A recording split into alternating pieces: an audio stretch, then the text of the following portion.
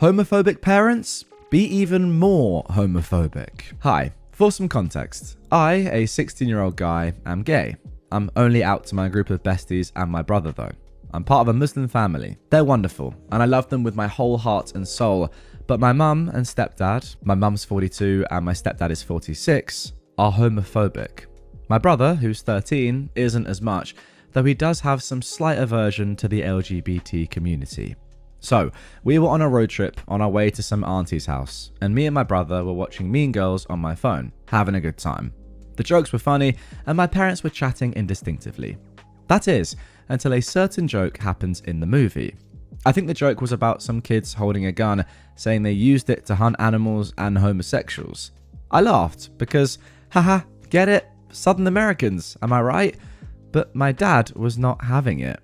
In the middle of the road, he turns to see me and my brother and says in a kind of threatening tone, "Did I just hear the word homosexuals?" I said, yeah, and that it was just a joke in the movie.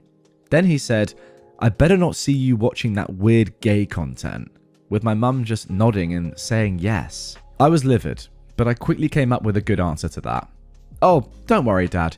The joke is about shooting down gay people, as it should be," I said with a smile on my face. My brother just looked at me with a face that screamed, "Dude, what the F?" My mum looked at me with a similar face, but slightly worried, and my dad just muttered, "Well, don't say that, you must respect others."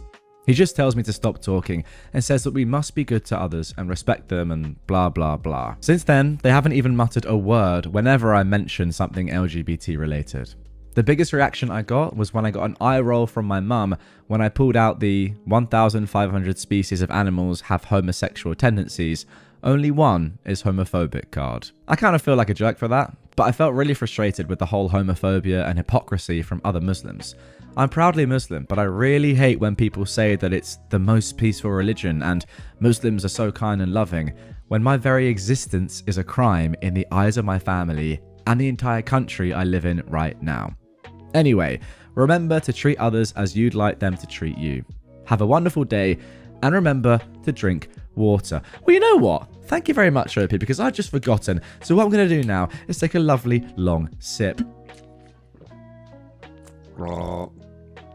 Oh, and a cheeky gargle as well. Yeah, very interesting last couple of sentences from you there, saying that you don't like the fact that Muslims are or Islam is the most powerful religion and Muslims are so kind and loving when your sexuality isn't actually accepted by Islam. Interesting point. But yeah, it's a weird one. I don't want to get into the depths of this in terms of your religion versus how you actually like interact with other people and appreciate other people's sexuality, gender, whatever it is. It's a bit of a lose-lose situation, I think, if I go down that road. But you handled yourself well there, I suppose. And hopefully, at one point, you will feel comfortable enough to have that conversation with your parents. But I don't know, it's going to be tough, isn't it? Now, interestingly, the next post comes from that same person. They've posted again. Am I, quote, acting autistic? Well, guess why. Hi there, they say. I recently posted another story in here and you all really liked it, the one I just read, so I thought it would be nice to share another one. This one is not about homophobia though, it's about autism. For some context, I suspect I have autism. I have hyperfixations, I stim quite often, I'm kind of noise sensitive, I have trouble communicating, etc. I'm currently going to a psychiatrist, but it's not to get a diagnosis. My mum doesn't think I'm autistic. And one of my besties, who has autism, also thinks that I'm actually probably autistic. So this story starts with me leaving the prayer room at my school. This prayer room is located right next to some stairs. Luckily, not many people use them, so I don't have to deal with kids often. Not this time though. As I was leaving, a kid, 12 or 13-year-old guy, was going down the stairs and sees me walking out of the prayer room. And I guess he didn't know what that place was for, so he asked me what I was doing there. Not only did my social anxiety kick in, but I also don't really like talking about religion, especially to children, so I wanted to leave the conversation as soon as possible, while also being funny. And I said, "Oh, magic rituals, of course." I chuckled a little, but the kid was pretty serious. He looked at me dead in the eyes and says, "Why are you acting so autistic, bro? Stop that. It's so weird." I was obviously flabbergasted.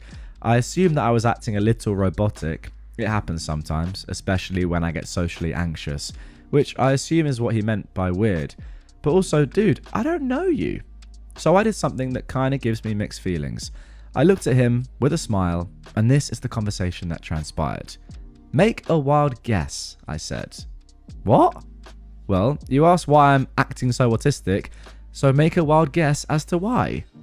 His face goes from, what does that even mean, to, wait, no, to, oh dang, in a couple of seconds. It was priceless. He immediately starts apologizing, and I just tell him to please not talk to me ever again. It turns out he's one of my brother's besties, so my brother comes to talk to me soon after, saying that he didn't mean to insult me, he just uses the word autistic often. I told him it's fine, but I was still pretty offended, and that his friend shouldn't call others autistic with bad connotations. I told my friends about that, and they were all pretty supportive. I didn't tell them about the clever comeback part of the story though. I think I was a bit of a jerk there because he was just a kid, and I insinuated I have autism without having a proper diagnosis, but whatever. I still got some laughs out of it, at least, and the kid's insult was actually kind of affirming in the end. Remember, children, don't tell strangers at school that they're acting autistic. Drink lots of water and have a nice day. Now, I would drink some more water, OP, but I just did, and I don't think the people listening to this want to hear me gargle again. But I will drink some more very, very soon. However, update. There is an update to come here. So, I just left school and I saw my brother and two of his friends. One of them is the kid from before. I'll call him Alex. The other will be Patrick. I was chatting with my brother and Patrick says hi. My brother proceeds to ask me which of them I like most. Here is how the conversation went. It's worth explaining that both my friends and my brothers know about the story above, except, you know, the clever comeback part. My brother says, Patrick is nice, right? I reply, yeah, I like him better than Alex. Alex then says, what, do you think I care? Oh, sorry, I reply. Am I too autistic for you to care? Immature as frick? Yeah, but his face was priceless. Also, F you. I just left the first batch of my finals. I've got no patience to deal with this BS. Alright, get in the comments down below, guys. What do you think? Is using words like autistic, gay, etc. to insult people, is that funny? Let me know in the comments down below. Very interested to hear your thoughts. I think I probably know the answer, but I want to know your thoughts anyway. And be honest. Alright? Seriously. There's no hiding. This is real life. What the does that even mean? Someone left a funny comment actually that I'm just reading here. One time in high school, some kid spilled yogurt in his lunchbox and his friends were like, that's so autistic. I ignored it because I didn't know them and was too anxious to speak to them. But in my head, I imagined saying, well, I'm autistic and I didn't spill yogurt. Yeah, you're just dumb. Simple as that. All right, 2 more stories to go in this episode. The 5th one is very, very strange, to be honest. And the last one is ultimately pretty sad. Now moving on to our 5th post. He made it weird, I made it weirder. Once upon a forever ago, I lived in a small town and had dated 2 friends from a group at different times. Years apart. Small town etiquette was observed. One night I was hanging out and one of the friends I hadn't had much of a rapport with decides to loudly say across the room, so, you slept with both friend 1 and friend 2. How was it? Who was better? Obviously he's trying to embarrass me, but our flings weren't secret. Again, small town. So he was just being a jerk, trying to stir drama, which again was weird, as only friend 2 was there. Now I'm a few drinks into my night at this point and unbothered, so I replied just as loudly, dude, if you want to know how they are in bed, you should F them yourself. He left me alone after that. I mean, that is a quick, witty response, and it's the perfect thing to say in this situation. I can't say anything more than that. I don't actually think that that's that weird of a comment to say. I mean, like, I've definitely said stupid stuff like that before, so I'm not going to say that your friend's really, really weird. Just a bit of banter. Depends on the way he said it. Like, if he was actually wondering who was better, then that's odd. If he was saying it as a joke and one of the people's in the room just to kind of embarrass them, I think that's pretty funny, personally. But great reply. Really good reply. Put him back in his place. Love it. And now for our final Traumatize Them Back post. You're too old for Superman. For context, me and my grandpa were super close. He was the father I never had, and I was basically his daughter. Whenever my mum thought my dad was getting too rough with me, I would spend days to weeks at a time with my grandparents, and my grandpa was everything to me. I lost him in 2020 and it broke me. So now, 5 years later, me and my mum were going through some of my grandpa's stuff and we found his old Superman keychain. I wore this keychain on my purse, religiously. One day, while out with friends, this older white woman walked up to me and said, completely unprompted, mind you, she wasn't even a part of our conversation, nor did I or any of my friends know this lady, "You're too old for Superman." I look this woman dead in the eye and say with my best dark humor smile, "Thanks, but that keychain isn't because I'm into DC, it's because it belonged to my grandpa, who's been dead for 5 years now. I almost unalived myself after losing him, but glad to know your opinion on one of the few things I have left of him." Yeah, all that was true. I've tried unaliving myself more than once, and that was one of the worst years of my life, and losing him was the straw that broke the camel's back. The poor lady looked horrified and scurried off. I make dark jokes and laugh about them all the time, so I was kind of shocked that my friends seemed concerned about me, but I guess getting reminded of my dead grandpa and making a joke about it does turn some heads. Oh, there we go.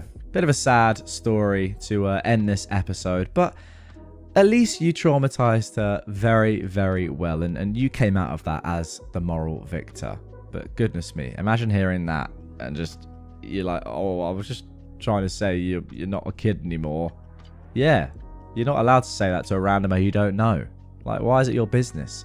It's a sort of weird thing. I feel like when people get to that sort of elderly state where they sometimes can just like not care anymore, they lose their sort of inhibitions, which I think is a good thing, because they're like, you know what, I'm old, I'm not going to be around for too long, I'm going to live my life the way I want to live it, I'm going to say what I want to say. I respect that.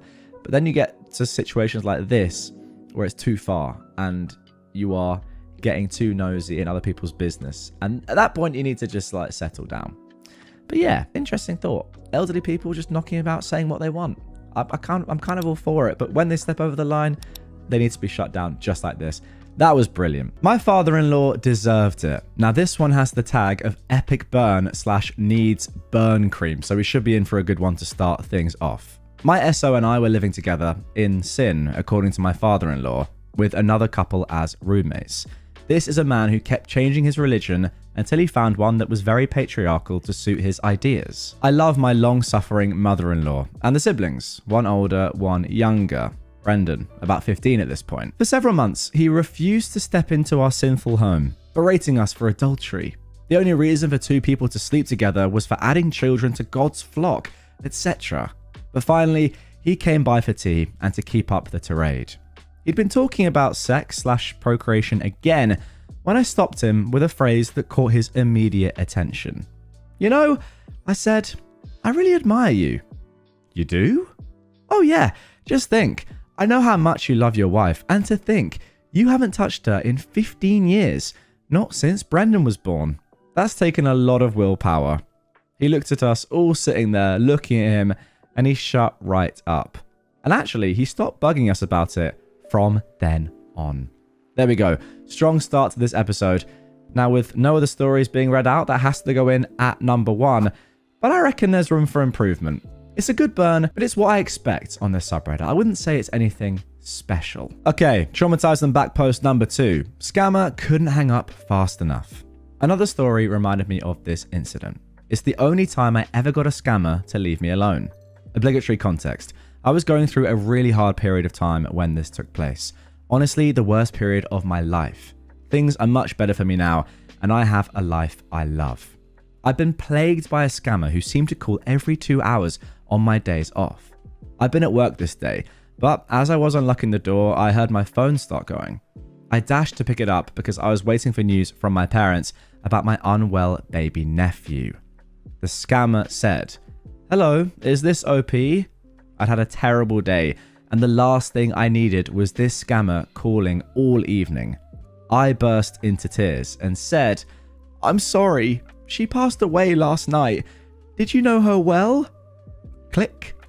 I never got another scam call for the whole time I was in that house. Okay, very good. And there's nothing better, I think, than getting revenge on these horrible scammers. I mean, there are YouTube channels out there, which I'm sure you guys know of, that just do genuinely the God's work. They're so, so good and so funny. And yeah, scam callers, awful. They honestly do not care about how you're doing in life. They prey on the vulnerable. So I'm surprised, actually, that this person actually hung up. Normally, they go after people that are mourning. So, yeah, good stuff. Because I hate scammers so much, I think this goes into number 1, and the first story drops down to number 2. Okay, now moving on to number 3. I watched him sink into the floor, and it was so satisfying. The tag here is clever comeback. That could really tempt me to push this into number 1. Let's see. In brackets, women talk. I began menstruating in 7th grade, age 11, still in primary school where I'm from. I had terrible dysmenorrhea, hope I'm pronouncing that correctly, and ovarian cysts. I was in the playground during recess when I was cornered by one teacher, Mr. May. He didn't like me. I was too smart of a girl for him. He began, "I need to talk to you. You're absent way too often. Every month, you miss at least one day." I stood still, with other students stopping to see what was going on. "Every single month," he went on. I stared at him. Honestly, I didn't know what to say, but I was determined not to be embarrassed. I just stared and said, "Yes." And you could see the frown change to a look of horror as the light dawned in his eyes. He turned 3 shades of red. He started to stammer and then stopped and scurried away. I truly believe that minor confrontation gave me the strength to stand up for myself from then on, and I became a very self-assured teenager and adult woman. There we go. Pretty good stuff. I think, to be honest, this story gets let down by the fact that you didn't say to him, "Yes, and I get my period once every month," or something along those lines, or like, "Yeah, and what happens to girls every month," or something like that. I think that would have been more of a burn, although it was implied, and I think he understood what you were saying, but I'm not 100% sure. For that reason, I'm going to put it in 3rd. I just feel like there could have been more of a burn. You could have owned him in front of everyone. I don't know if you owned him enough. Okay, now moving on to number 4. Sailor did what hot sauce could not. I was the recipient of the trauma here. Interesting, okay. In the olden days, when I was a child, sometime last century, around the late 70s, I was a stubborn thumbsucker. The conversation is approximate, by the way. While I remember the event, I can only guess at what was actually said, but I've done my best. Anyway, I mean that quite literally. My thumb was my comfort, and nobody could take it away from me. My parents tried bitterants and Tabasco, and I don't remember what else.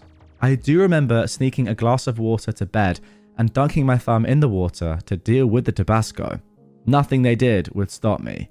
Even social stigma didn't stop me. Looking back, it probably made it worse, as I sought comfort from being ridiculed. That is strange, but fair enough. Then, this happened. I was a Girl Scout brownie at the time, so probably around 6 or 7 years old, and our troop had the opportunity to tour a US Navy vessel. We lined up to go on the ship, carefully crossing the gangplank, under the supervision of one of the sailors standing on the ship side of the approach. As I crossed, thumb securely in my mouth, nervous about the crossing, the sailor helped me onto the ship. And then, "Young lady, if you don't stop sucking your thumb, it's going to fall off." Following my eye roll at him, he held out his hand with only a nub where his thumb was supposed to be. I speak from experience. I suggest you learn from my mistake. Guys, that thumb came out, hand went behind my back, thumb wrapped in a fist as I attempted to protect it, and the thumb sucking never happened again. That is very, very good. I love that from the sailor. I also love the fact that you, OP, are explaining your own trauma that's happened to you. Straight into number 1. That is by far the best one so far. Okay, number 5. It's just a joke? Sure, I'll laugh. So, this was several years ago when I was still in school. 13 or 14 years old, as anxious and awkward as everyone else. Now, I don't know why, but for some reason, a small group of boys in my class had come up with a certain game. In the middle of class, while the teacher was looking at the blackboard, they would reach forward and snap the bra strap of whatever unassuming girl was sitting in front of them, trying to unhook them through their shirts. Several times, I remember girls very quietly asking their seat neighbor to help them fix it, but never speaking up. I very clearly remember the embarrassment I felt when one of them succeeded on me, anxiously excusing myself to go to the bathroom and fix it while they were laughing. I remember asking them to stop the break after that, only to be told not to be a female dog, it's just a joke. Now, something about that word stuck with me. So I waited, and of course, it happened again. But this time, instead of sinking through the floor in shame, I throw my head back and start howling with laughter, startling the heck out of everyone in class, including the boys behind me and my maths teacher. I played in the school theatre. I can get loud. Before anyone can even start to ask questions, I turn around in my seat, smiling sweetly at the jokesters, and announce, again, loud enough for everyone to hear, "What's wrong? I thought unhooking the girls' bras was your joke. Why aren't you laughing?" The teacher, looking at me completely horrified, asked what I was talking about, and I, still playing innocent and naive, happily explained what had been going on while the boys just started looking more and more uncomfortable. When the teacher asked if anyone else had experienced this, several girls raised their hands. The boys got detention and the school had an assembly on sexual harassment. It was a good day. That is great, because not only have you got some great revenge, you're also teaching not just those boys, but also everyone in your school about, how bad this is. Because these kids aren't very old, are they? I mean, you're 13, 14, you should know better, but still, you're young at that point. You've not fully sort of grasped the world, and you haven't really got your own moral compass yet. Maybe I'm being a little bit too easy on these guys, but at 13 and 14, did I really know what was going on? Did I really know right from wrong? I wouldn't have done this, is what I will say, but I'll give them a little bit of lenience. However, what you did, phenomenal. First of all, just actually really funny as well. Imagine they're shocked. They're like, "What are you laughing at?" Well, you said it was a joke. But yeah, you've told everyone else in that class as well to stand up for themselves, because imagine if everyone just kept quiet. And look, don't get me wrong, I don't really blame the girls for keeping quiet. It's a terrible thing that's happening to them, and it's obviously extremely uncomfortable. But you took one for the team, you stuck your neck out, and yeah, I can tell you're a drama kid, because I would not have the courage to do that. So fair play, well done to you. Now the question is, where does it rank? You know what? I think because of the education that you've sort of caused by doing this, the fact that you've caused an assembly on sexual harassment by doing this, it goes up to number 1 for me. Look, the sailor one was great, but ultimately it was just a girl sucking her thumb. This is teaching boys not to do this because it's extremely serious and is sexual harassment. Up to number 1. Okay, now we're into the second half of the post. This is number 6. Don't ask a question if you aren't ready for the answer. I was meeting my in-laws, and I was warned that my father-in-law tends to be inappropriate as a way to make other people uncomfortable. He's harmless, just a jerk. So, while we were there, father-in-law starts drinking. Then he said, "Here's a way you can tell a lot about a woman. Are you shaved or natural?" Then he looked at my crotch. What the heck? Like, maybe I'm going too far here, but if the girl that I was dating, if their parents said something like that to me, I actually don't think I could be with that girl anymore. Is that unfair? Like, you're marrying into that family, and I know, like, the girl is her own person, but how can you say something like that and then like, associate yourself with that family? Maybe that's too harsh. What a weird thing to say. Anyway, and also, this is a man to a woman. Remember that, which makes it even weirder. OP continues. So, I met his gaze and said, "I trim. It's the best way to be hygienic without causing skin issues." He turned bright red and couldn't believe I answered. He never made a comment like that again to me because I, quote, "wasn't any fun." When we got home, my partner gave me a high five because he'd never seen anyone shut the guy up before. Okay, very good story, but what a creep. Again, similar to the previous story, I think like you've got to stop people like this doing stuff like this. This is, once again, bordering on sexual harassment. It's definitely harassment, isn't it? So for that reason alone, it ranks highly. It's not going to be as high as number 1 because that story was elite. And I think the sailor story was just a bit more funny. So I'm going to put this, actually I'm going to put it at number 4, I think, because the scammer one, again, I hate scammers. That goes in at number 4. Now moving on to number 7. Dark humor got darker than they bargained for. When I was in high school, there were these guys that were friends of a friend, and I'd often eat lunch in the same area. I didn't particularly like them, but I also thought them to be harmless. One day at lunch, I overheard them make a Holocaust joke. Yep, I think it was an oven joke. Haha, very funny. Sarcastic, of course. I turned to them very calmly and I asked them to confirm that they were making a joke. The jerks had no shame. One had said the joke, the other had thought it was hilarious. Once they confirmed, I looked the joke teller straight in the eye and said, this is honest, I'm Jewish. And I watched the blood absolutely drain from these guys' faces. They were speechless, truly horrified. All of their cocky confidence and their smirks over their edgy, dark humor vanished. I hope they still think about that nearly a decade later.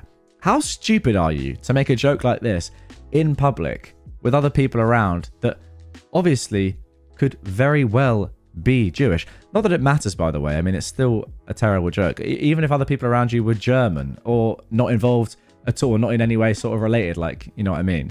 It's not funny. But if you're going to make these jokes, like, at least make them in private. I'm not saying that dark humor doesn't exist, by the way.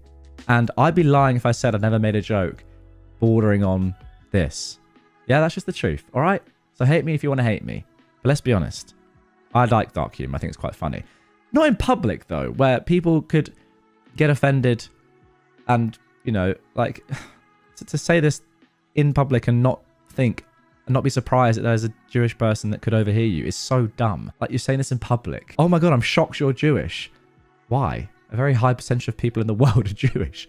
Like, it's a very common religion. I mean, good revenge from you, but you're just stating a fact. And ultimately, it can't be that good of a revenge because these guys are just idiots. So it's not going to rank that highly for me, but well done for shutting them down nonetheless. I think this one can go in at number 4, below the scammer. I'm just thinking, actually, like, I've got the creepy father-in-law at 4th. Well, now 5th. And the first story, the father-in-law burn, at 6th. I'm just wondering if that should be swapped. We'll think about it at the end. But anyway, that story goes in at number 4. Okay, now moving on to number 8. Thanks for the unsolicited advice on my dying father. Interesting. Got a new co-worker a couple of months back. For reasons, he was obsessed with golfing. After a couple of days of working in each other's vicinity, he decided it was time to get to know his new co-worker. Me. It's pretty basic small talk at first, but eventually he starts talking about golf. It's a pleasant enough conversation, and at some point he asked if I ever played. I said no, but that my dad loved to golf. He asked how often my dad golfed, and I gave the answer that he went weekly until he got sick. Oh, well, he can't let some sickness get him down. Gotta power through. That's how you get better. After a while of me dancing around details while he goes on about how my dad needed to get back out there, I finally just tell him that my dad has cancer. Well, he can't let that cancer beat him. My aunt had breast cancer and she never stopped doing the things she loved. Wait, this guy doubled down? Wow, he kept going? Crazy. My dad was diagnosed very recently, so this happened when that wound was very fresh. I interrupted my new friend and I told him that, well, it's a little hard for him to get around now. What with the seizure he had that took his control over the left side of his body, and the surgery he had recently for his stage 4 brain cancer. Holy. I didn't hear another word from him the rest of my shift. He quit before my next one. You got him to quit.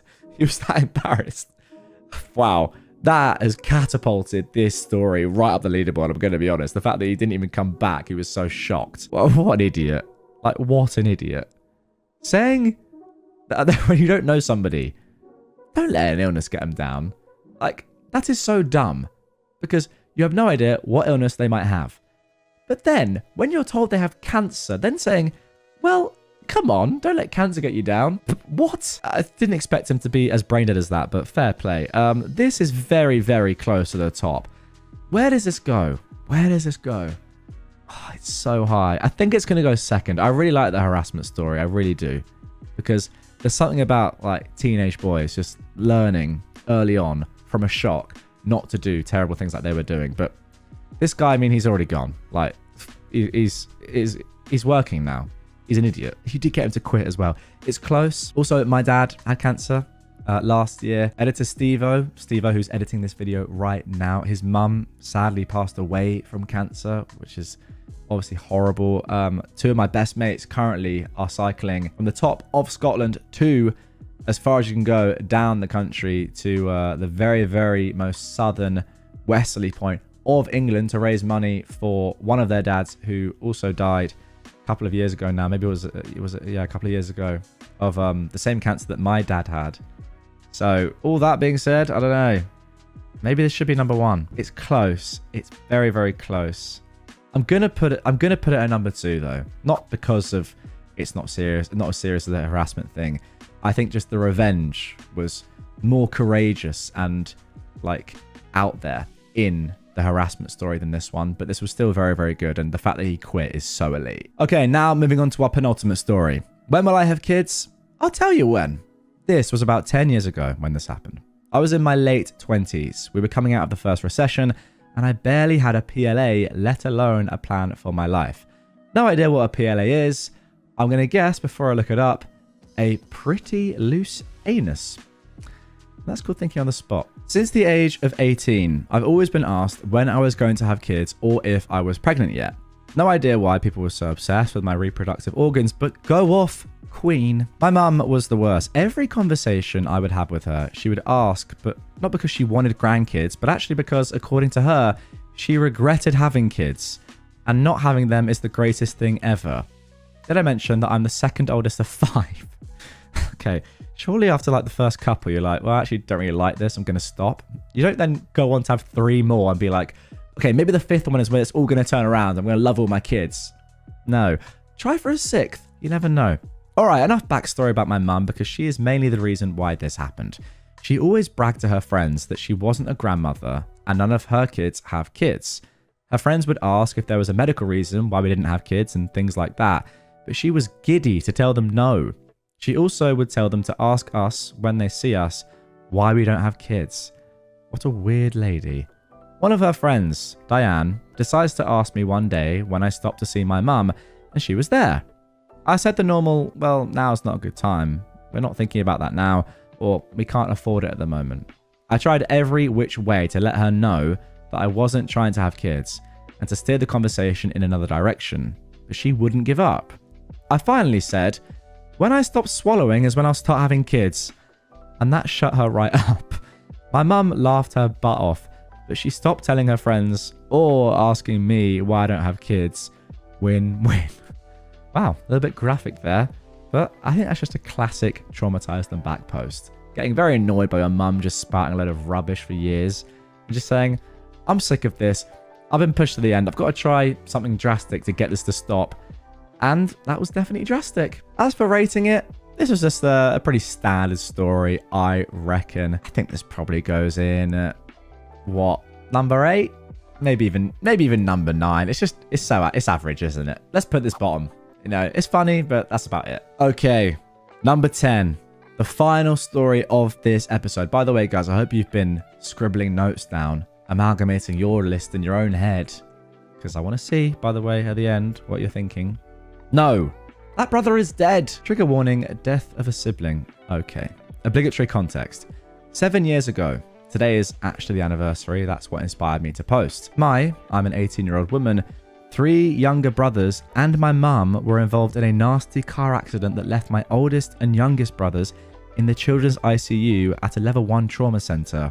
My oldest brother, 16, was awake and alive, but had several broken bones in his legs that required surgery. My middle brother, 15, and my mum were relatively physically unharmed, but my youngest brother, 11, was severely injured and unfortunately never woke up from the coma he was in for 4 weeks.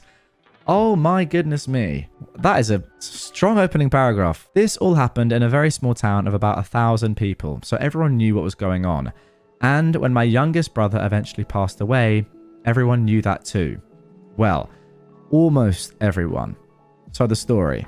Several weeks after he passed, my oldest brother and I went out to the local Hobby Lobby for whatever reason. We were walking through the aisles when the mum of one of the girls I was in high school with came up to us. The dialogue is as follows. She said, "Oh my goodness, OP, I'm so glad that your brother isn't brain dead anymore and is up and walking around. I said, that brother died.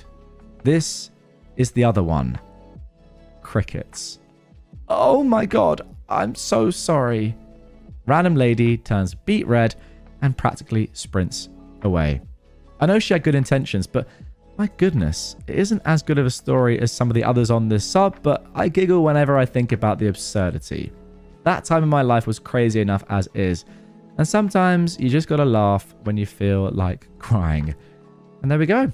That was number 10. Again, I feel like not much of a put down, really, just saying the truth. But the truth sometimes is all you need to say. And the fact that she said the word brain dead is like so bad. Yeah, I'm not quite sure where I'm going to rank this. I'm not sure it's going to rank as highly as some of the other stories in this episode. In fact, it definitely isn't going to. It might split the father-in-laws. It really might split the father-in-laws. This was a good burn, it was, but that's about all it was. How do I rank this? I mean, this is more clever, which I love. The last one, number 10, is just more like, well, no, my brother actually died. But that is more hard-hitting. So I'm gonna split. That's what I'm gonna do. I'm gonna split the father-in-laws, and this story, number 10, is gonna go in at number 7, and that is going to complete our list. Okay, so that is the end of this episode. Let's just go over my list from bottom to top and yeah, see if I want to change anything. Number 10, we've got swallowing. Now, that was very funny, but that's probably about all it was. I think it's all right there, to be fair. Number 9, we've got the teacher. I don't really understand how that guy, obviously girls will be going through puberty around that sort of age, and that, you know, sometimes menstruating can be extremely hard on the body. Like, how do you not know? Surely you're taught about this as a man in a school with girls. Idiotic. But yeah, number 9, I'm happy with that. Number 8, father-in-law burn. It was good. It was clever, as I just said, but you know, it wasn't special. 7, brain dead. I'm happy with that there. Number 6 is the creepy father-in-law. I've got that as high as I do, not because the revenge was great, just because I feel like that guy needed to be put down. I mean that in more ways than one. Like, he probably should be shot. Dignitas is calling, mate. Answer the phone. Number 5, Jewish. I've written that down as Jewish. I'm not quite sure about that, but anyway. Holocaust jokes, they're funny. Okay? In the right context. Not in public, where people could get offended by them. They're also not that funny. That was a joke in and of itself, but they can be funny if well set up. My sort of mantra with humor is that you've got to laugh at everything, unless it's too soon. I've been to a few concentration camps in my time, and goodness me, are they funny. Dark humor. Number 4, scammer. I'm happy with that there because I do hate scammers. They are terrible people. Number 3, sailor. That is just elite. That probably is the cleverest one of all. The fact that he doesn't have a thumb and he's just like quickly thought about that and just whipped it out. Obviously, he hasn't lost his thumb from sucking it, unless he has. And then if that was the case, then it wouldn't be that clever. It would just be quite sad, and you'd have to admire his sucking ability. Was he gay? It's important context that I'd love to know. Number 2, cancer. I think it's got to be as high as that. Very, very serious. And yeah, you can't have people just doubling down on the fact that your dad's ill and therefore can't play golf, and actually know he should play golf. The fact that he quit his job as well, phenomenal. And number 1, harassment, because the balls, ironically, that it takes of you, OP, that girl, to do what you did in your full classroom and cause a full-on assembly about sexual harassment is just elite. Definitely number 1. And that concludes my list. What do you guys think? Let me know in the comments down below. Do you agree with me? Do you not? I actually really enjoyed that video. I might do this again in future, because when you have quite a few short posts, I can't just really like read them all and not rank them. It's a natural thing that I do anyway, so yeah, let me know down below. A lawyer's pro-revenge on a landlord. Landlords are jerks, generally speaking. Everyone knows that. But if you think residential landlords are bad, they are nothing compared to commercial landlords. Landlords of commercial buildings are some of the cruelest, nastiest people I've ever come across. This revenge tale is about a commercial landlord and how I dealt with him. Back in the 90s, sometimes I'd go for lunch at this restaurant in the basement of our building. The place was called The Vault because it had a massive bank vault that had always been there, dating back to the days before the place was turned into a restaurant. The vault was so huge that they could see a couple of tables in there, and you could eat dinner surrounded by rows of old, gleaming safe deposit boxes. One day I was there for lunch and the owner took me aside. "The landlord's driving me nuts," he said. The landlord drives everyone nuts. I was a subtenant in the same building, sharing space with an old lawyer, Aaron, and the landlord was always causing us trouble. I'd already had a few run-ins with him and we hated each other on site. In most jurisdictions, commercial landlords don't need court orders to get you out. Instead, they just change the locks and you find out about it when you show up and your key doesn't work. Every time our landlord had a dispute with anyone, which was often, he'd always threaten to change the locks. He keeps demanding all this stuff for extra rent, and it's really weird because a lot of it's really old. The restaurant owner showed me a letter the landlord had served on him earlier that day. I looked over the demand and read a list of expenses for snow removal and parking lot repair and common area flooring and all kinds of trash going back years. I read it all the way to the end, and there it was. The usual clause saying he was going to change the locks if the tenant didn't pay this and do that. From the wording of the demand, it looks like you've been fighting a while. Why did you wait before consulting a lawyer? I asked one of the lawyers I know and he said it's hopeless. He told me the lawyer's name. It was a guy I knew with a trashy real estate practice who had resorted to taking little legal aid cases to keep the lights on when the market tanked in '89. Did you do something to make the landlord hate you? I asked. Because this is a bit over the top, even for our jerk landlord. He knows I'm moving the restaurant. I think he's trying to grab as much money as possible before I go. Plus, he's giving me grief over the vault. He won't let you take it with you? Are you kidding? It weighs almost 100 tons and I don't need it. But the lease says I have to remove it and that I also have to restore the building to what it was before there was a vault. That would cost a fortune. The jerk landlord says if I leave the vault behind when I move, he'll sue. Send your lease up to my office and let me look it over, I said. I finished my lunch and when I got back to my office, the lease was waiting for me. It was just as bad as the restaurant owner said. The lease was a renewal of a renewal of an assignment of a renewal, the original documents dating back to shortly after World War II when a bank first leased the place and the vault was installed. Somehow, the landlord had suckered the restaurant into taking over a lease that left him liable to remove a bank vault at the end of the term. That is crazy. No big deal, I thought. The restaurant can default and all the landlord can do is sue a shell company. But when I got to the last page of the lease, there was a guarantee clause. The restaurant owner had personally guaranteed the lease and he was on the hook for removing a vault weighing 100 tons and then fixing the place up. It would cost a fortune. To be fair, moral of the story so far is you've got to read the contract in full for anything like this because, wow, being personally liable for a 100-ton vault is crazy. The case was hopeless, of course. That was obvious right away. But then I thought about the jerk landlord with his demands and his threats and his rent hikes, and I asked my brain to do me a solid, which it promptly did. I picked up the phone and called the restaurant owner. I'm screwed, right? You're calling me to say there's no way out. That's what my commercial lawyer already said, but I just thought I'd ask. Well, I can save you, but it's going to cost. How much? 5,000 in legals and another G note for the agent. Agent? What kind of agent? Real estate. Send up a check, certified, and leave the rest to me. The check hit my desk in less than an hour. I went to Aaron's office. I need a real estate agent, I said. You buying a house? Nope. Selling a house? Nope. By this point, I'd been sharing space with Aaron for almost 5 years and he knew me pretty well. You pulling one of your stunts again? He asked. Yep, but nothing that will get you into trouble. Alright, I know a guy. Aaron knew all kinds of guys, and that's one of the reasons he eventually got disbarred. But he knew a guy, and he gave me the agent's name and number, and the next day I paid the agent a visit. I told him what I needed, and we agreed to terms. I gave him some papers and the cash for his fee. A few days later, I was again at the vault for lunch. The owner saw me walk in and greeted me himself. The landlord's here, he said. Why?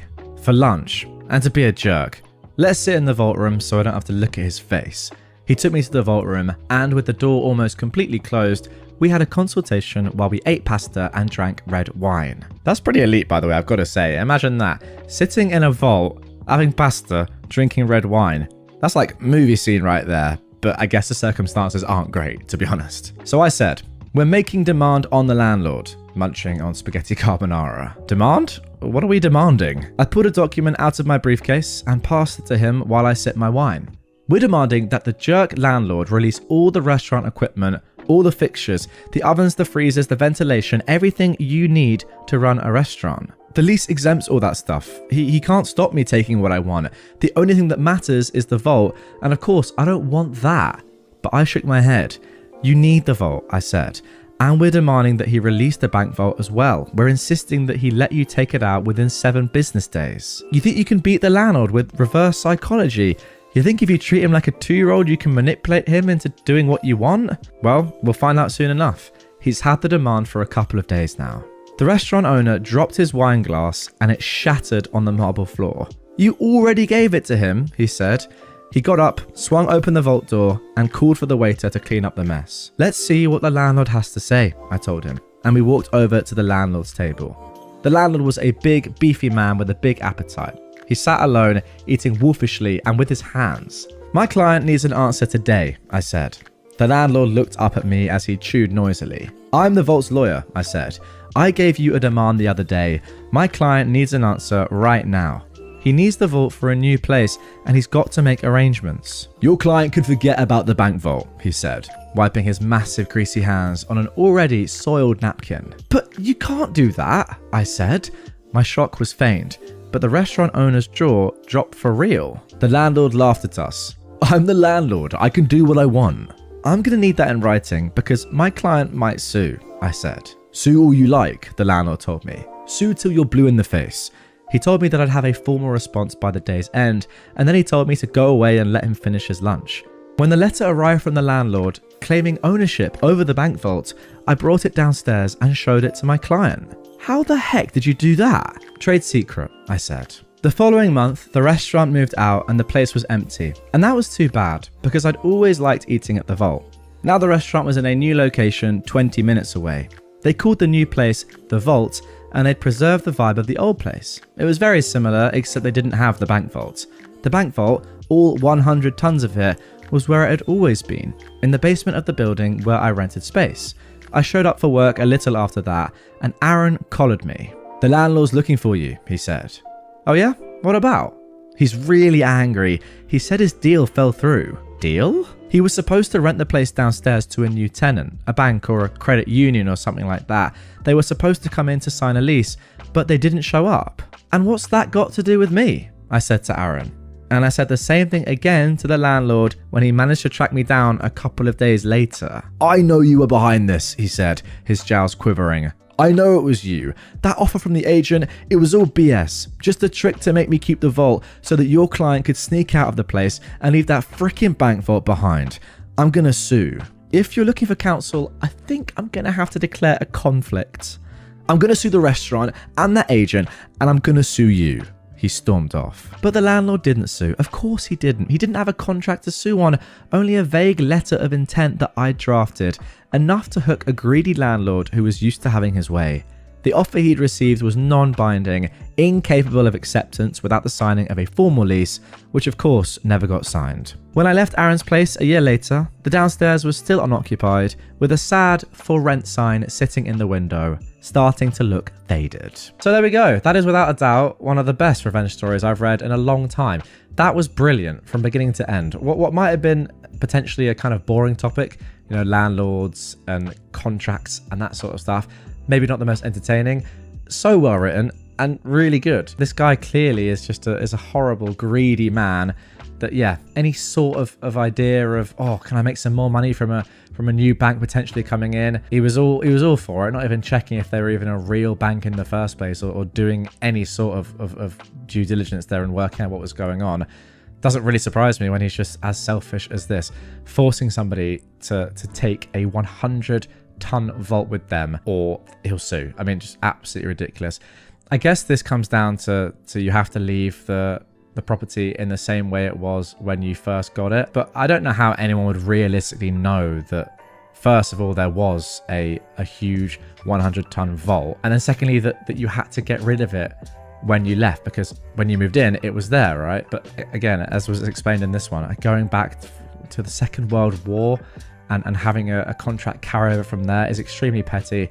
I do kind of stand by what I said, though. I do think with all these things, you've got to read literally, I was going to say word for word, but almost letter for letter Like the punctuation even is extremely important in these sort of contracts to make sure you're not getting absolutely shafted like this guy did. But yeah, if it wasn't for you, OP, I mean, that would have been terrible. But thank goodness that people like you exist and just exploited the guy that was exploiting this unlucky individual. Steal furniture, almost lose your job. So my dad owns a house that he's been renting for some time now. The tenants that lived there were for the most part decent people who my dad thought were trustworthy. That all changed about 2 months into the tenancy when the tenant refused to pay the month's rent. My dad showed some leniency and gave them another month to pay up what was owed, but they didn't pay a thing. By this point, my dad, frustrated by the whole situation and being 2 months out of rent money, offered them a deal. Leave the house ASAP and then only pay half the money owed. They countered with a different agreement. They would leave the house in a clean state with all of their furniture left behind as compensation. My dad, wanting to just be done with them, agreed. Cut to where my dad gets to the house, finding the place in a mess with none of the furniture left behind, including the furniture that belonged to my dad in the first place. The 2 sofas that my dad owned were left behind, but they were trashed and left in the shed. When my dad confronted them asking for them to pay up the full amount that the furniture was worth, he was met with a promise of payment after 2 weeks, which he didn't believe. And when he requested they pay earlier, he was met with "good luck getting your money," followed by laughing emojis. This made my dad angry, and he decided that he wasn't going to let this slide. My dad knew that the tenant was a Christian pastor of a church, and his son also had some job related to the church. My dad contacted the church and explained everything, from how they hadn't paid him rent money to stealing the furniture and trashing the place. The church was somewhat interested about this behavior. The next day, my dad gets an angry phone call from the tenant's son, cursing at him, asking him what he thought he was doing, contacting the church, saying he was being unfair. My dad hung up on him, only for him to attempt to ring 10 times afterwards. From what we could piece together, the church had told the pastor that if he didn't settle things with my dad, him and his son would lose their jobs. My dad received the full amount for the furniture that same day and agreed to back off. My dad later said it was never about the money, but the way this guy treated him and his values.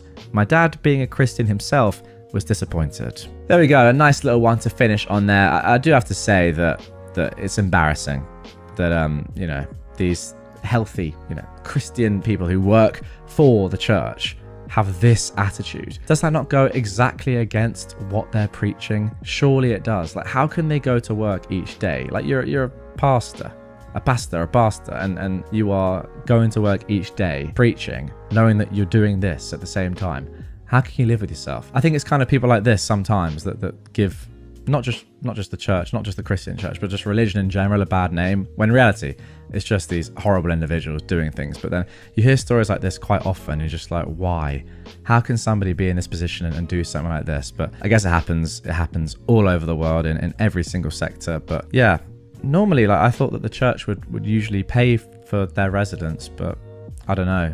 Maybe they weren't, or maybe they were, and these two were just, pocketing that and then just, using it for whatever they wanted. I will say though, shout out your dad, because he is a very, very good man. Teacher insists I talk to my mother. This was back in school when I was 15, 16-ish. I'd moved to the area suddenly and had a lot of accommodations, so most of the teachers didn't know specifically what was going on in my life, but most knew it was pretty messed up, and there was an ongoing police investigation. I guess this teacher missed the memo.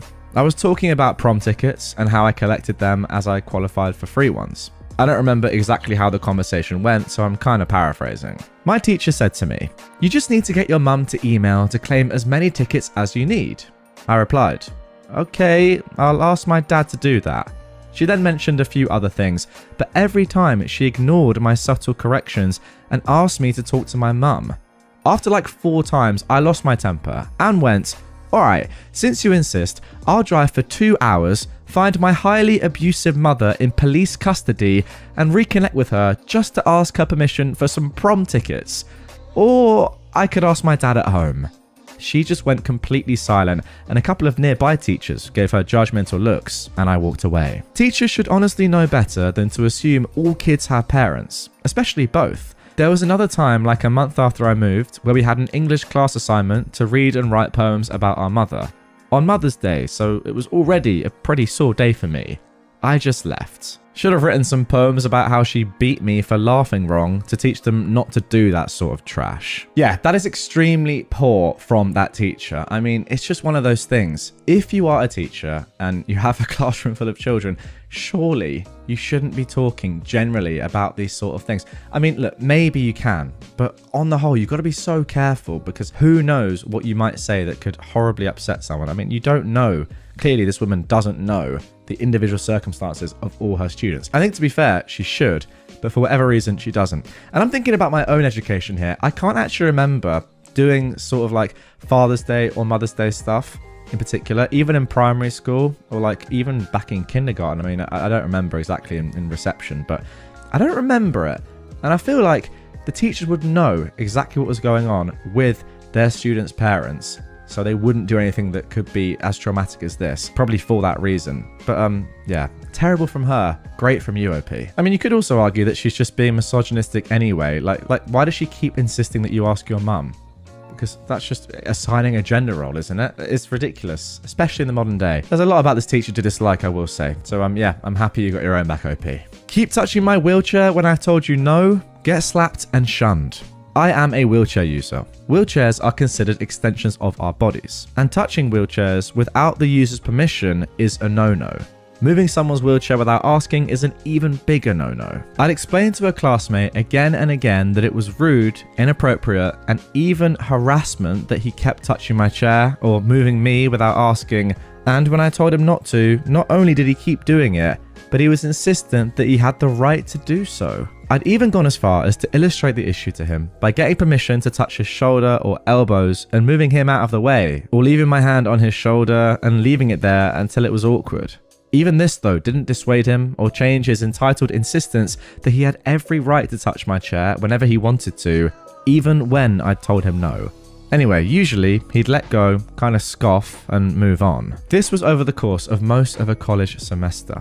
It was a voice class at a community college, so there were less than 20 of us. So our professor had witnessed many of these incidents. One day when he touched my chair again and wouldn't move his hand when I politely asked him to stop, he refused to let go, and again insisted that he wasn't doing anything wrong and that he had the right to do so, it wasn't a big deal, etc. By this point I'd had enough. He continued to touch me, my chair, and therefore an extension of my person. So I turned my chair around lightning fast, grabbed his stunned hand hard enough hopefully to bruise it, I've got good upper body and hand grip strength, pulled him down as harshly as I could, and then slapped him in the face as hard. The rest of the class heard the slap and his pained and surprised yelp, and they turned to look at us. He screamed and ran over to the professor to whine that I'd grabbed him and hit him. The professor just kind of shrugged and said something along the lines of, well, she told you to stop touching her. He kept whining about it to the professor, that I should be punished for assaulting him, etc., only for her and the rest of the class to just ignore him that day,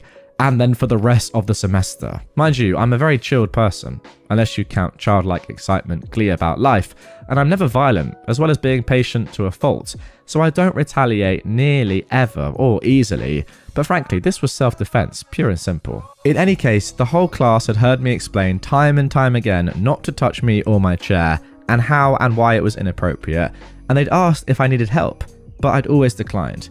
To me personally, it's not that big of a deal if someone who doesn't know better touches my wheelchair. I just explain why it's wrong. But he was so entitled that he had the right to and wouldn't take no for an answer. That was what made that an actual issue. And I've been much more patient than he deserved. He wasn't very bright, but he wasn't disabled or autistic. I'd asked about the autism in a polite way by sharing that I'm autistic. But even if he were, he'd be high functioning enough for his action to be inexcusable. At the end of class that day, I got a lot of high fives and he kept his distance from me, occasionally glancing over at me fearfully. Good prudence, frankly. The last third or so of the semester, nobody wanted to work with him when we paired up in groups of 3 to 4 to work on songs together. People for the most part didn't love working with him before this anyway, but after it became clear that the professor was on my side and not his, it was if he was invisible. Okay, now on the one hand, while I'm happy that the professor was on your side and this kid just got ignored for the rest of the semester, I do have to say, where was your professor before it got to this stage? Like, why are they letting you slap him? Why are they letting it get that far? Like, that should never have been allowed to happen. how can the professor genuinely think, okay, you know what, I see all this going on, but I'm just going to let it happen and let this student, OP, eventually slap one of my other students, and that would be a good resolution, a good thing to happen, and that's the way to sort it, rather than stopping it at source and saying you can't do this before letting it get violent. It's weird teaching, I've got to say. Like, you're just being harassed all semester and they're just leaving you to it. Really odd. Look, don't get me wrong, this guy's clearly a POS, and it's good that he got what he deserved in the end. But my main takeaway is that Professor has to do more here. Joke's on you, he's dead. A little context before I start. 6 years ago, my dad died of terminal brain cancer after 2 years of treatment. I was 9, turning 10 that summer. My mum was absolutely devastated, but she stayed strong for my brothers and me. Also, we live in France, and it's an advanced country, but we live in the backwaters, where there are still a lot of misogynists and homophobes. And just to add a little more intrigue, it's a 5-day bank holiday weekend here in France, and it was nearing the end of the workers' shift. Now, my brothers aren't at home much, and I'm at boarding school, so we didn't need our huge car anymore. My mum sold it and replaced it with a brand new Hyundai electric car. It's a lot smaller than what we're used to storage-wise, so she wanted to buy a roof box for it. She went into the shop and asked a female worker where she could find one. The woman called over her male co-workers to help my mum out. She asked them what she asked the woman. Could I have a roof box for my car? They stroll over. The leader smirked as he says, "Is it for your husband?" His friends laughed, and so did their female co-worker. But my mum didn't even smile. Instead, she grimaced and said, "Well, he died 6 years ago, so I don't think so." The guy was mortified. As she told me this story in the car after picking me up from school, I was so proud of her because she was able to make some light of our trauma. Also, she taught a misogynistic idiot a lesson. Well, there we go. Second case of misogyny in this episode. I think this one was probably worse than the first, like trying to get a cheap laugh out of it and then just being hit by that. What a way to bring you back down to earth. Again, massive shout out to your mum though. I mean, you've got to take a leaf out of her book and start remembering these comebacks for when it sadly inevitably happens to you later in life. But the fact that she can deal with it so well and not kind of like cower away, like she's not afraid of talking about this sort of thing, she's not ashamed by it, doesn't seem. She just wants to, you know, put people in their place despite the fact that it's obviously a horrible traumatic thing that's happened to your family.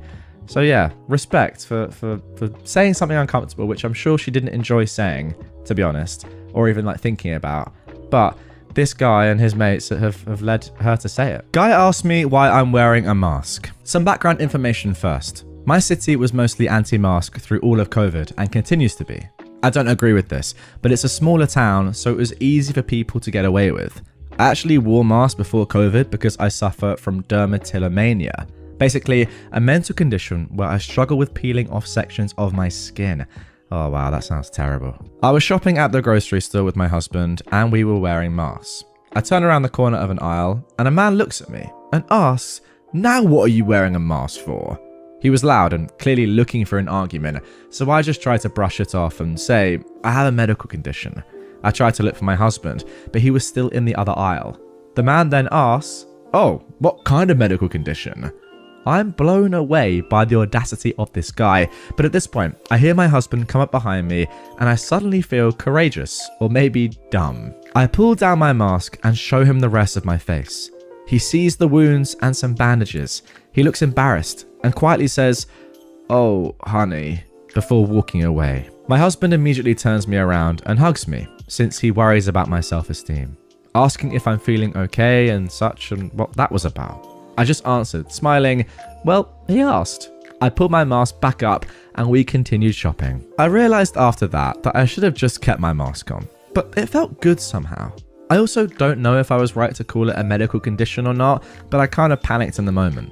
This was in early 2021, so 3 years of therapy later, I've been doing much better with my condition.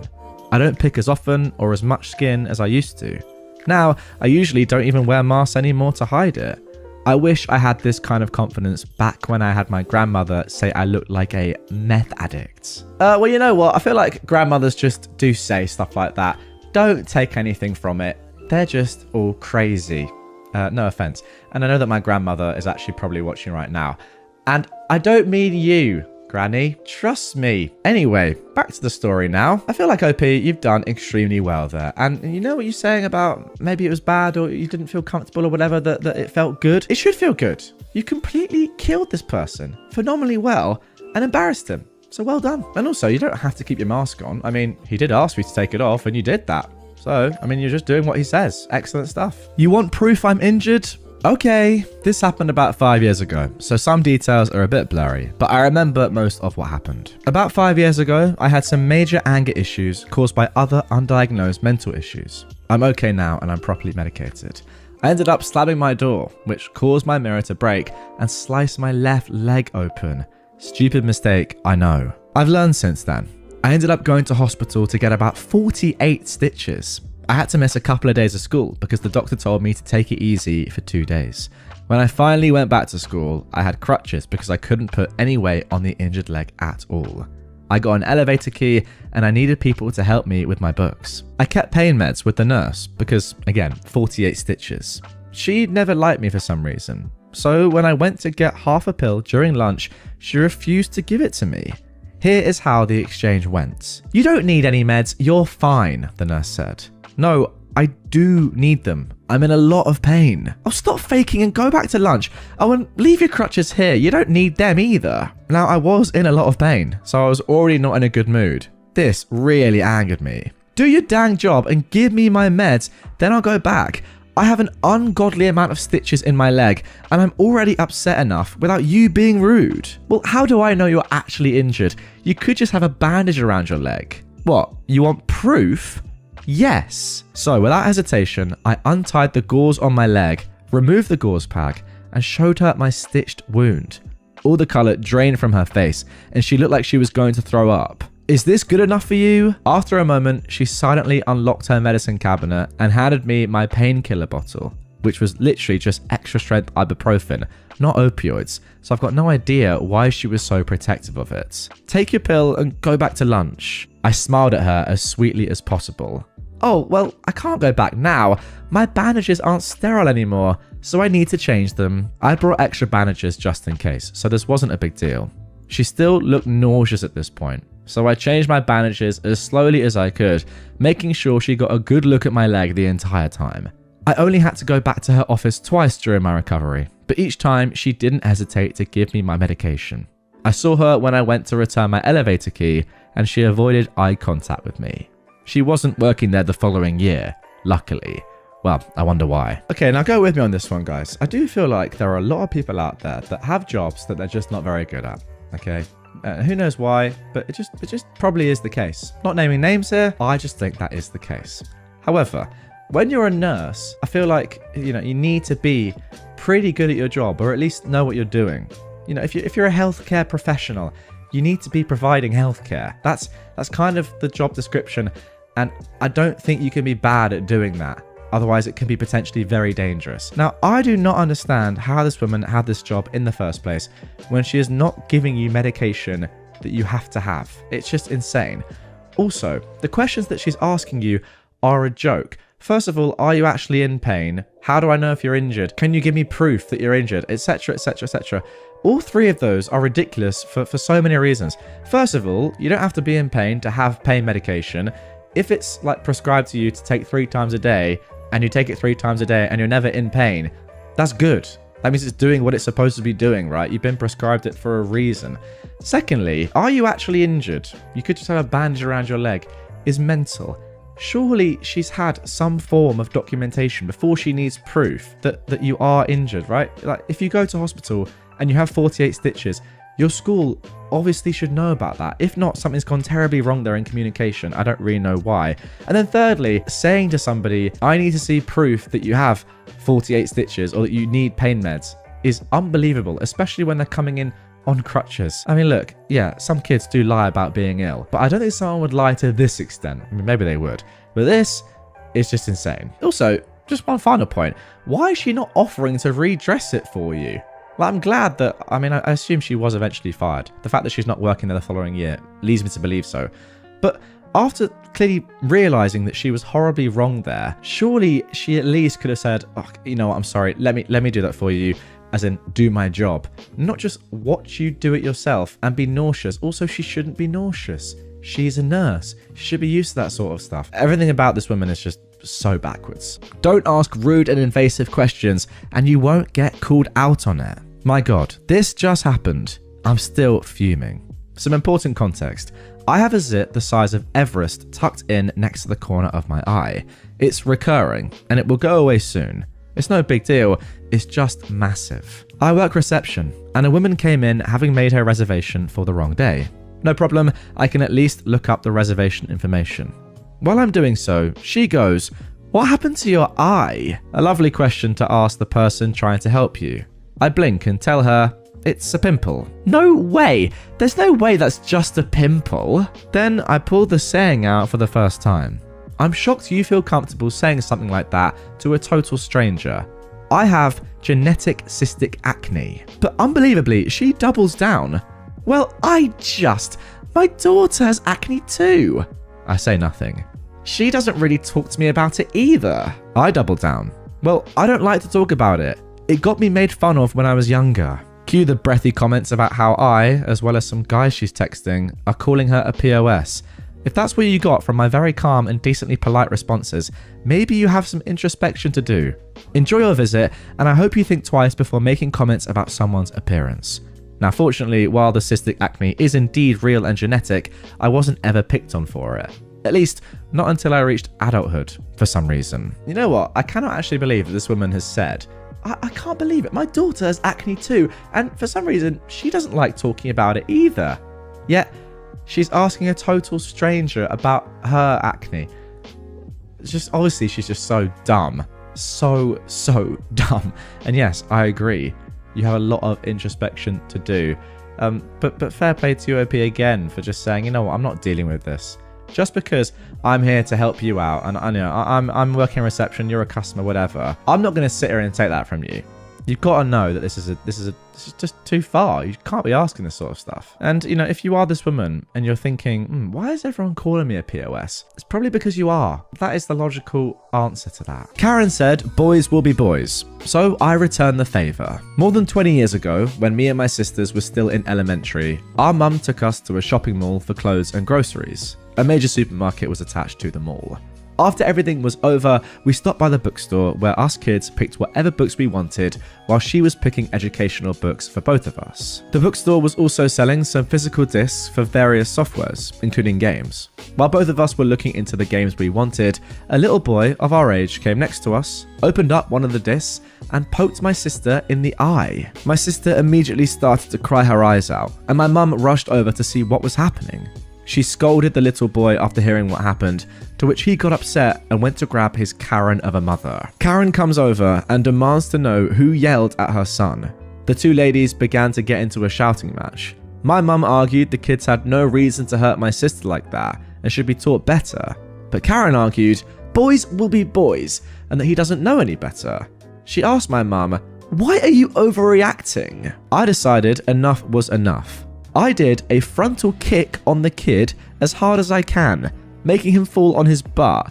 I saw there was a nice footprint imprinted on his shirt. He began to let out the most annoying cry I've ever heard. The Karen quickly rushed over to her little turd and began shouting at me.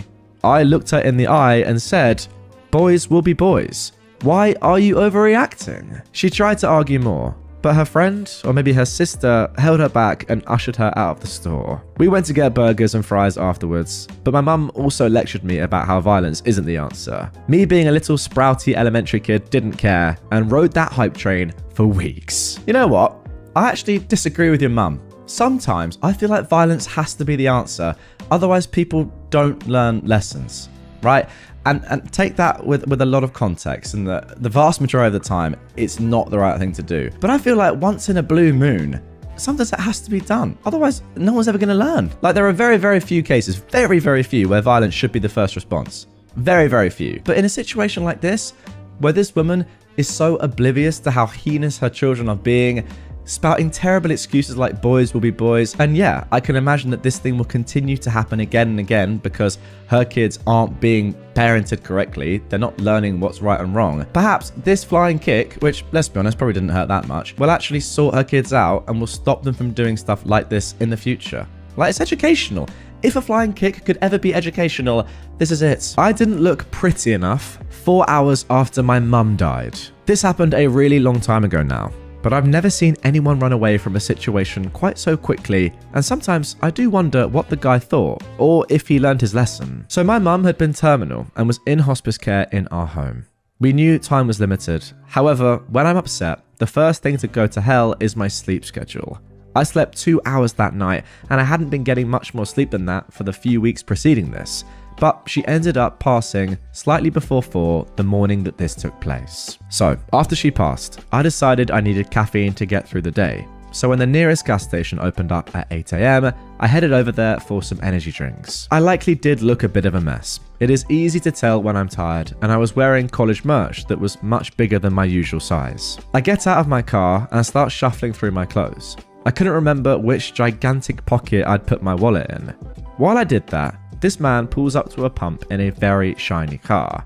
I don't remember what he looked like, beyond that he looked a bit like a very put together game show host. This man turns to me. He was 20 feet away, so this was all said loudly, and says, "It's a shame someone so pretty can't improve everyone's day with a smile." I burst out crying, ugly crying, with the sobbing mouthing and shaking. I just went from standing there hoping I hadn't left my wallet at home to bawling in a mostly empty parking lot. I did manage to yell something like, "I'm sorry I'm not freaking pretty enough for you when my mum died 4 hours ago." The dude turned on his heels and left. Didn't pump gas, didn't go inside for coffee, didn't apologize, just got in his car and left. I was saved from standing in the parking lot sobbing by a woman who I think was jogging and heard what the man and I said to each other, and the employee of the gas station, who were both very kind. Ah man, there we go. I mean, look, that is obviously the deepest story that we've had so far. Goodness me, I just gotta say off the bat, OP, I'm so sorry to hear about your situation and your parents passing, but also just to be in this spot and have someone do this to you. Yeah, absolutely insane. Like, to be fair to the guy, maybe he had good intentions, but you really shouldn't be doing this sort of thing. You shouldn't be putting your nose in someone else's business, especially when they have the expression that I'm sure you had, which was just, you know, being absolutely distraught. It's past the point of not smiling. Surely you look just very, very upset. I mean, from an outlooker looking in, surely you knew that something had gone wrong there. You weren't just being sad or like not smiling. I don't know. I get the feeling he came in with like a positive attitude, but ultimately, yeah, terrible thing to do. Don't assume things about other people. And I hope that this guy learned his lesson. Although I say that, a good man would have just apologized and said, "I'm so sorry. I really had good intentions. I just want people to be positive. It's my bad. I'm so sorry for your loss and that I did that. That's my fault." But actually, no, he ran away, didn't he? He ran away like a little coward. So I take it all back. He's just a disgraceful man. There we go. I will say, though, that the people that helped you in that situation, that has restored my faith in humanity. But once again, OP, I'm so sorry. Let's move on. I was getting tampons, officer. So I got pulled over one night coming back from Walmart. I definitely deserved the ticket for speeding, but the cop was asking for too much information. It was late, I was cramping, I just wanted to be home so I could stop bleeding in my pants and eat my cookies. Of course, the typical question, "Do you know how fast you were going?" "Yes, sir, 65. Where are you coming from?" Okay, fair question, I guess. It is 12 AM. "Walmart, officer." "What were you getting at Walmart?" Okay, why do you need to know that?" "I just want to get home, my guy. But since you asked, I was getting tampons. Do you want to see them?" His eyes got wide and he walked away without saying a word. He came back to give me my ticket and he couldn't make eye contact. Most expensive box of tampons I've ever bought. However, the look on that guy's face was priceless. Now, I agree with you, OP. There's questions that as a police officer, you are obviously allowed to ask and expected to ask. The one about, do you know how fast you're going? That's a standard question, and I think that is a reasonable one. But asking what you were buying at a shop surely is just not relevant information, like at all. Why would an officer ever need to know that? To be honest, I think he should have just not given you the ticket there, just through embarrassment, just held his hands up and said, "Wow, I've been completely done there. I'm not going to ticket you. There you go. enjoy your day. But no, he still gave you a ticket. What a little rat. Yeah, I get it's the law, but come on, you effed up there. You deserve some form of karma, surely. My kid can die if I don't. I was waiting to check in at the dentist today, and some old lady started humping and such. We're in Florida, and I'm wearing a mask. Unusual, I guess, but most people just mind their own business and leave me alone. There's a few, however, who are pains about it. She looked at me and asked why I was wearing that thing on my face. Everyone knows that the virus is gone. Why am I out and about if I'm that scared? Now, I have breast cancer, and I'm not feeling great today. Mine's not terrible, considering. My son, though, also has cancer, and his is bad. Grade 4 brain cancer. Oh my goodness me, OP, I'm so sorry to hear that. I just looked at her and said, my oncologist says cancer patients need to be careful about dental care. Plus, my kid can die if I don't. She turned sheet white and left me alone the rest of the time we were in the waiting room together. I'm pretty sure the dental hygienist who came out to get me was purposely a bit louder than normal, asking about how my son was doing. Now, this is pretty similar, I think, to the third post we had in this episode. Once again, why are you sticking your nose in someone else's business when you just don't need to be doing it? And also, what is wrong with wearing a mask? If I see someone wearing a mask out and about these days, I say fair play to them, thank you. Either you are ill and you're protecting the rest of the population from getting your illness, or you don't want to get ill yourself. Both great things. Why is that a negative thing? Oh, COVID is done now? Well, first of all, it isn't. Like, my granny had COVID a couple of weeks ago, and the only reason she didn't have it that badly is because she's still getting vaccinated. And secondly, who cares? Let people wear masks. My wife is dead. When my son was born, I was a stay-at-home dad for the first year of his life. We also lived in New York City, and I loved taking him out into the city to do things. Nearly every subway ride, though, I'd have some kind of encounter with a woman or group of women, usually boomers, who would say some variation of giving mum the day off, or so nice to see dad's babysitting once in a while. Now, first off, it's not possible to babysit your own kid. That's called parenting. But second, I was the primary caregiver. Mum was at work, I stayed home with the boy. It got old real fast. But I found a very nice trick that shut these old biddies down real quick. Anytime someone would ask if I was babysitting or giving mum the day off, my face would fall. I'd get real quiet, and after taking a moment to compose myself, I'd say something like, my wife died during childbirth, or my wife is currently undergoing radiation treatment for stage 4 cancer. She's at a clinic in California. I haven't seen her in 6 months. Or my favorite, his mum abandoned us when he was just 6 weeks old. She'd been using drugs pretty heavily while she was pregnant, and so he was born addicted. I didn't hear from his mother for months after she left, until one day I found out she'd overdosed and died. This little guy is all I've got left of her. But we carry on best we can. That shuts them up real quick. Now, I will say that perhaps given the stories we've read earlier in this episode, this might not be like the best thing to do. I think like lying about people dying in your family is maybe a little bit too much, but I completely understand why you did it, OP, and it did have the desired effect. And again, like, you don't have to deal, or you shouldn't have to deal with this complete and utter sexism every single day when you're just being a good dad. So if that's the best way that you thought about, you know, dealing with people like this, then I hold my hands up. There you go. I mean, if it does happen every single day, then that must get unbelievably annoying. I mean, I will say that saying that his mum abandoned us when he was just 6 weeks old, she'd been using drugs pretty heavily, and so he was born addicted. I mean, imagine hearing that. Like, you've just said, oh, it's so nice to see a man doing the job for once, babysitting, and then you hear the guy say that. You've got to be questioning your life at that point. Yeah, it's had the desired effect. Comment on my butt at work. Let me make this uncomfortable for us both. I was working as a front-end cashier for a local grocery store. It was around the time of my lunch break, so my line was closed off after this last customer. Grizzled, 60, 70-year-old bearded guy. I am in my early 20s, a feminine cashier. As I finish ringing up his purchases and he goes to slide his card, the card machine doesn't work. I tell him to keep swiping until it beeps. We were mid-change to a new sales system, so this was a common occurrence. I bend under my till to clean and organize while he's sliding his card. As I'm bent over, his card dings. Sweet, let's wrap this up so I can go eat. Instead, oh, I liked it when you did that. I'm still under the till. I roll my eyes. And then inspiration strikes. Petty inspiration. I come up. Did what, sir? When you bent over, it worked. I had a confused face. Why? Well, it liked when you bent over.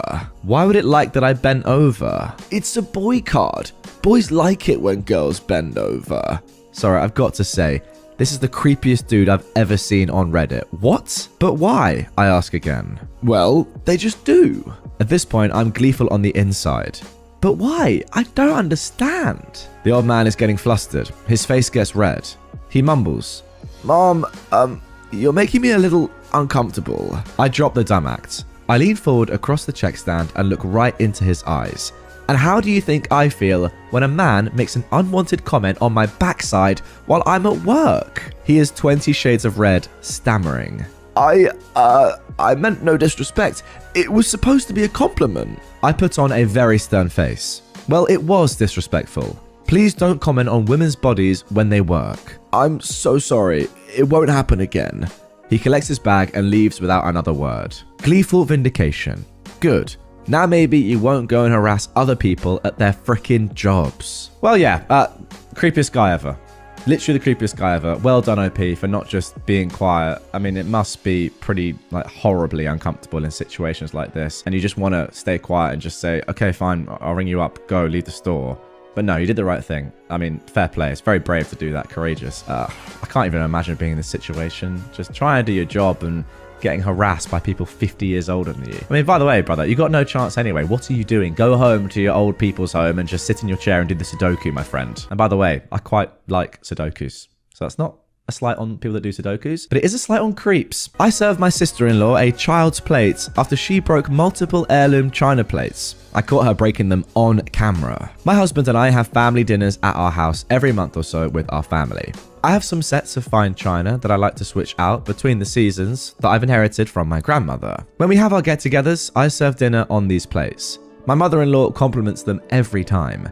My sister-in-law, however, has made comments to me that they're not her style. I honestly didn't think twice about her comments up until this past February, when one of my plates was put in the sink, broken. I chalked it up to an accident. In April, we had another dinner. This time, my sister-in-law was carrying both her and her boyfriend's plates to the sink and accidentally dropped them both. Again, no biggie at all. In May, she broke 2 more plates, and in June, she broke a plate and a cup. At this point, I was catching on. I brought up these concerns to my husband, and he brushed them off as accidents. I told my mum, and she said that she thought that my sister-in-law was doing it on purpose, and she got me a camera to put in the dining room. In July, we had dinner, and I had an opportunity arise. My mother-in-law, sister-in-law, and her boyfriend joined us for dinner. While our plates were still on the table, my mother-in-law asked how my plants were doing, and I said I'd show her. I told my husband to follow us outside so he could show her the plant that he's growing, leaving my sister-in-law alone with her boyfriend. When we came back inside, 5 minutes later, her plate was broken. When they left, I pulled up the camera footage. I saw her stand up when we walked out, peek around the corner, and then throw the plate on the ground. I kept this video to myself. All I'll say at this point is, are you sure she's not Greek and it's just tradition? I jest. This brings me to this past weekend. We had our family dinner and we were joined by my in-laws, my sister-in-law and her boyfriend, as well as my parents, siblings and niece. I served everyone, saving evil sister-in-law for last. I brought her food out on a child's plate with a sippy cup and got those kids' silverware with the plastic handles. She looked at me confused and said, I think you mixed my plates up with your niece's plates.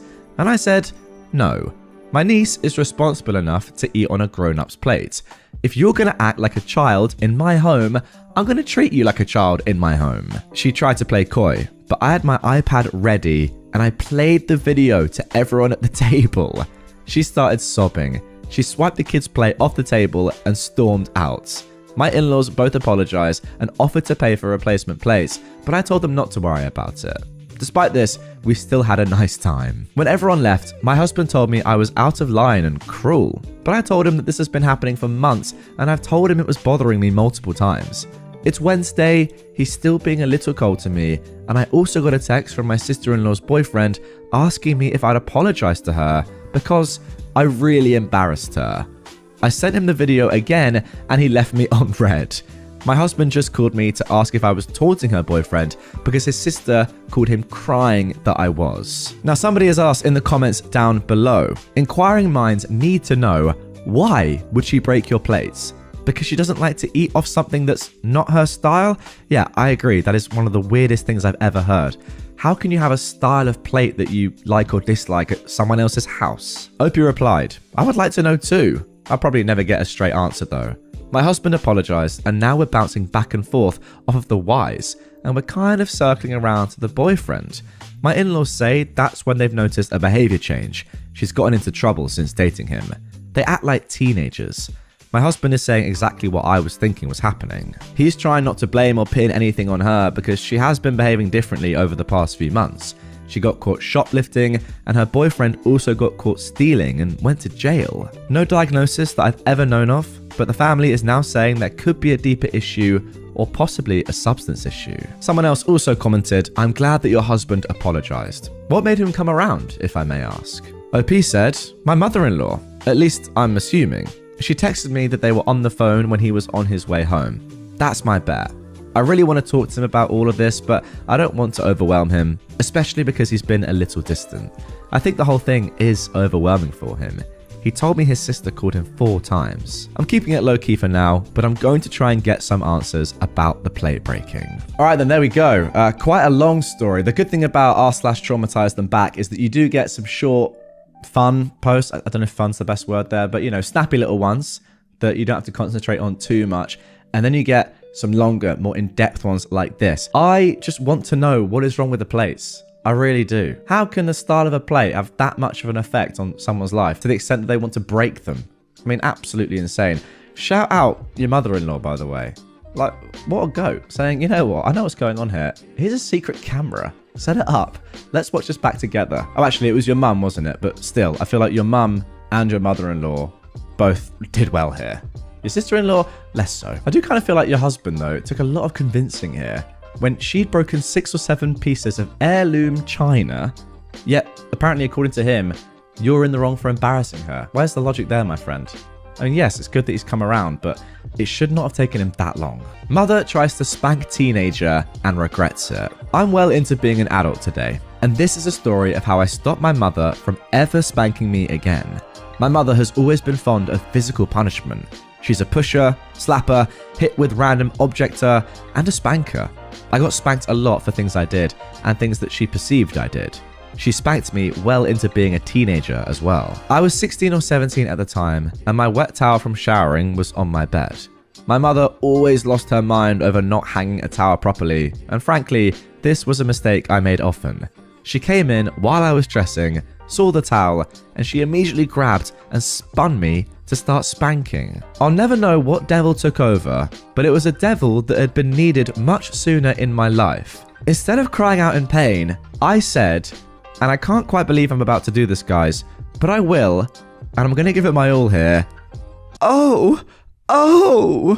She was confused and asked, what sort of smart-ass response was that? My response was, well, after so many spankings, I was wondering when I would start to enjoy it. She looked horrified, left my room, and I called down the hallway, come back, we can take our relationship to the next level. I was never spanked again. I cannot believe I've just read that. That is obviously going to be the conclusion of this episode immediately. Well, despite the fact that I just actually cannot believe what I've just done there, and I'm really sorry if any family members are watching this or listening to this. It's probably my lowest moment in my life so far. That is the perfect example of r/TraumatizeThemBack. Your mum now, surely, is living with that trauma. In the back of her mind, yes, she might have thought you were joking, long term, but she's always going to have those lingering doubts. Did my son enjoy sexually me spanking him? Makes you think. Really, really does. Stalk my daughters, I'll stalk you back. This was a few years ago. I think 2018, 19, pre-COVID at any rate. So I'm a bit fuzzy on ages, but I think my sister and I am a woman by the way, were 30 or 31 and 21 or 22 respectively. But basically, we were followed by a strange man. We were on holiday at the time, and we'd left our mum in a pub to go and grab a couple of cute things from a shop and to go play with a local stray cat who lived at one of the squares. She's since been adopted by a family. It's a place we've been going to since we were both babies, so we know our way around blindfolded, and we generally feel safe in the area that we were in. Now, on our walk back to the pub, we realised we were being followed by somebody we didn't know.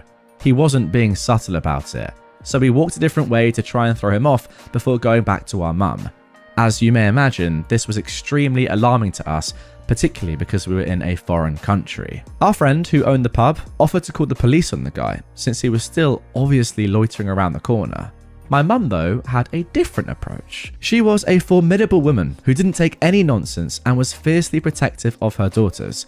If someone like a Karen tried to start an argument with her, as once happened on a flight, they would quickly regret it because she always won. She once quit her job after one too many insults from her boss, knowing her boss couldn't function without her and would come begging her to come back, and she was right.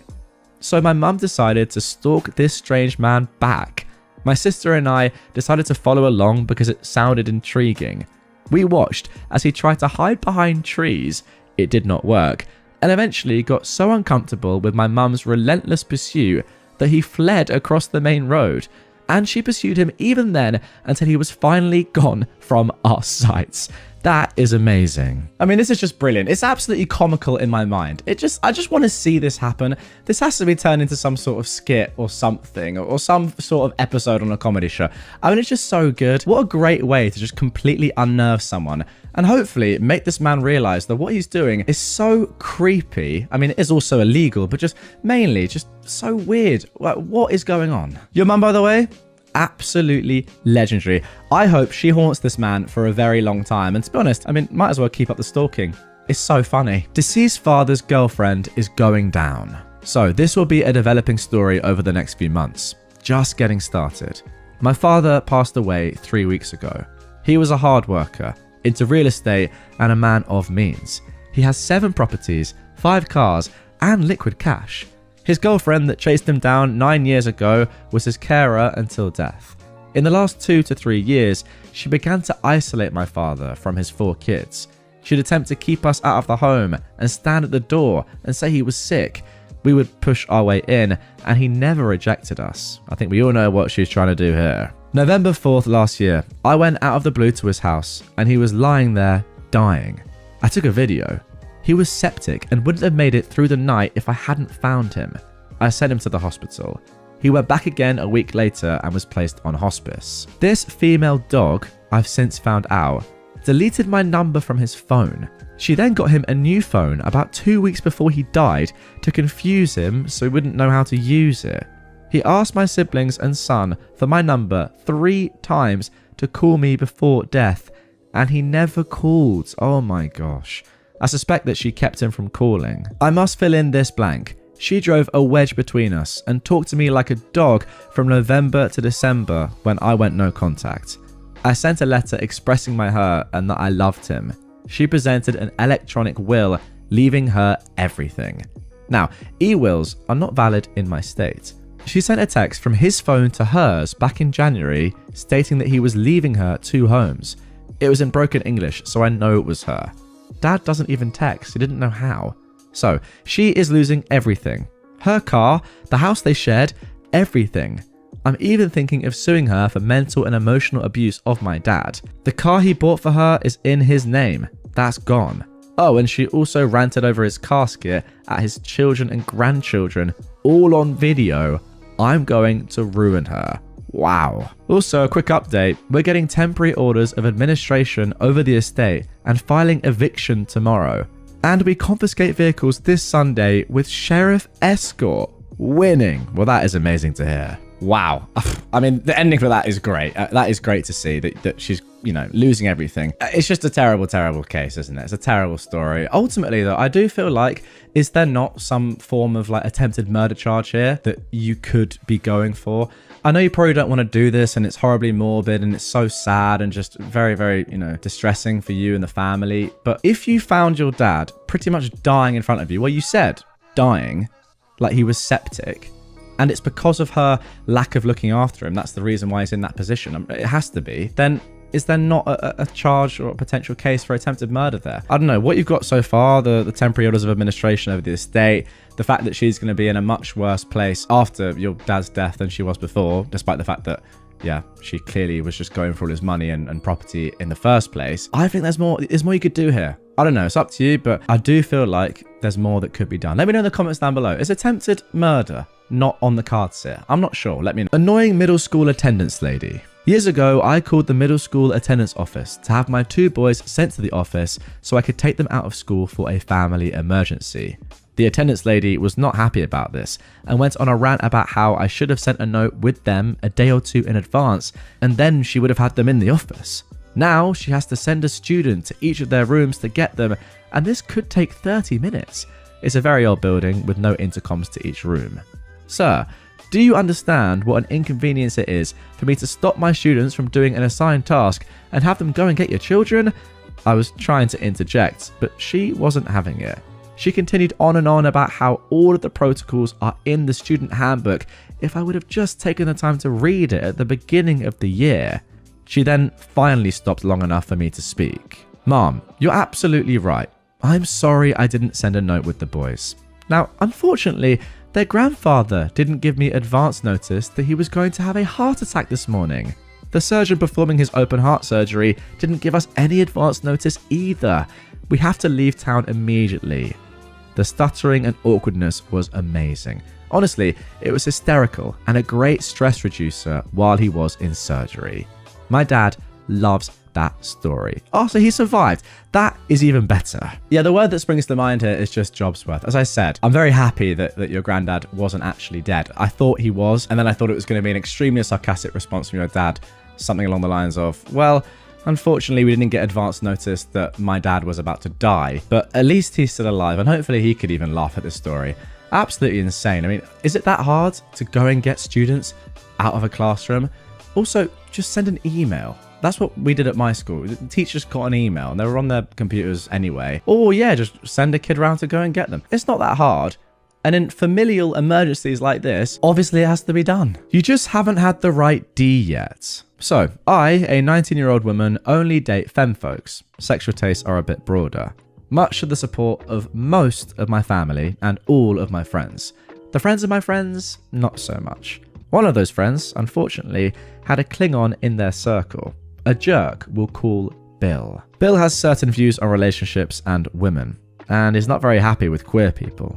He likes to make small comments on the fact that I only date women, and even more so, that I'm dating 2 people. Oh, the horror. And only one is a woman, the other being a femboy. Now, he got a bit drunk one night, and his comments were getting a little bit aggressive. I was cuddling with one of my partners and exchanging small kisses, but eventually he said 2 things that everyone should hate. The classic of, you just haven't had the right D yet, as well as a new one I'd never heard. You just need to try it once. I volunteer. Oh my gosh. My partner tries to stop me because she could see I was getting mad, but it was too late. Someone told me that once, I said. Then he R-worded me so I could try it once. Now I can't trust anyone who presents masculine, like you. He got very defensive over this, acting like I was accusing him of something and carrying on. He was promptly asked to leave by the friend he was connected to, and I haven't heard or seen him in 2 months. So, hurrah. Yeah, I mean, this one is just crazy.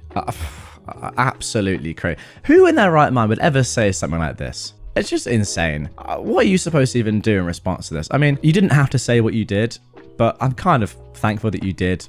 Although, it doesn't even seem like he learned from that. He just, as you say, got defensive and then carried on. So really, I mean, did he actually learn from that at all? Probably not, which is just mad, but yeah, crazy. Although, I guess if you haven't seen him in 2 months, that is a good thing, but it shouldn't take you having to say something like this to him for him to not be around anymore. Also, I mean, your friend, who is his friend, who brought him in the first place, surely should have realized he's just a creepy guy. I mean, like, unless he's just not a good friend in the first place, you should expect your friends to have good friends, I reckon.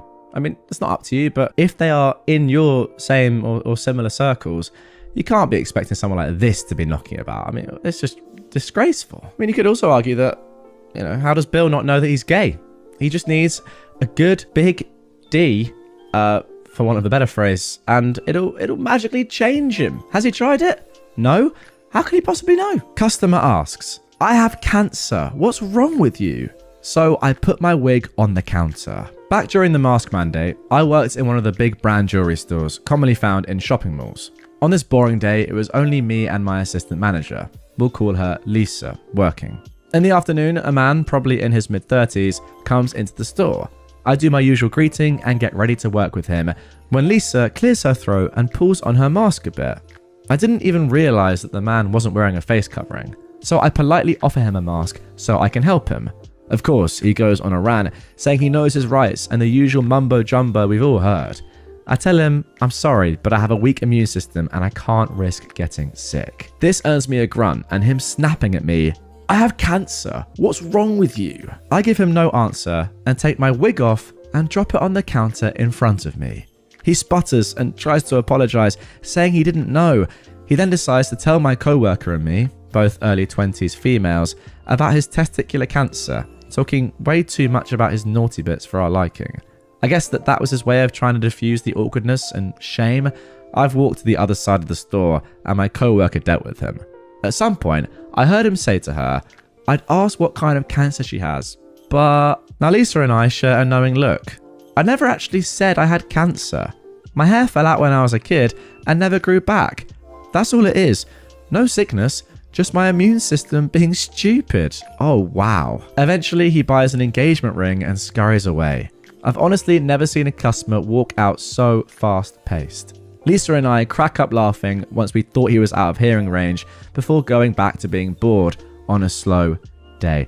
That is actually phenomenal. I mean, it's a great thing that you don't have cancer, but also the fact that you slightly inferred that you did while not actually saying that you did, and him thinking, oh my god, what have I done, is so good as well. I think just to clarify what I mean here, I mean like it's a good thing that you don't have cancer. I mean, that's obviously a flat good thing, but I think it's also a good thing that you made him think that you did have cancer, despite the fact that you didn't lie about having cancer, which would have been weird. Him thinking that you have cancer, I think, is a good thing and should, in theory, although I've said this with like everyone else in this video, really, should in theory make him think twice about doing something similar in the future. But I don't know, guys. I mean, I'm just looking through this again. Does he, like, he scurries away and is obviously embarrassed. Will he do something like this in the future? I don't know. I also kind of do feel a bit bad for him. Like, if he has cancer, then I mean, it's just a terrible thing to have, obviously. So let's cut him a little bit of slack. He's probably going through a lot right now, but it doesn't excuse, you know, being really rude. And it also doesn't excuse not wearing a mask. I mean, surely you can still wear a mask when you have cancer. If anything, wouldn't you still want to have a mask on? I mean, more than ever, so you don't get, you know, you're not at risk of getting an infection which would make your immune system even weaker, right? Your friendly neighborhood cripple is back. This just happened today and I'm still giddy with glee. Hello, I'm your friendly neighborhood cripple. For those of you just joining us, I, a 50-year-old woman, am paralyzed from the bra band down due to a catastrophic illness. It's been almost 10 years since I was paralyzed and I have tons of stories which I share here for your enjoyment. To mitigate my disability and help me get around in the world, I have a power wheelchair and a service dog. I'm not exaggerating at all when I say the trash that comes my way could fill a 3-month supply of my colostomy bags and then some. For our newcomers, I am the way I am as I grew up in a suburb of NYC, was bullied constantly my entire school life, and grew up with an older brother.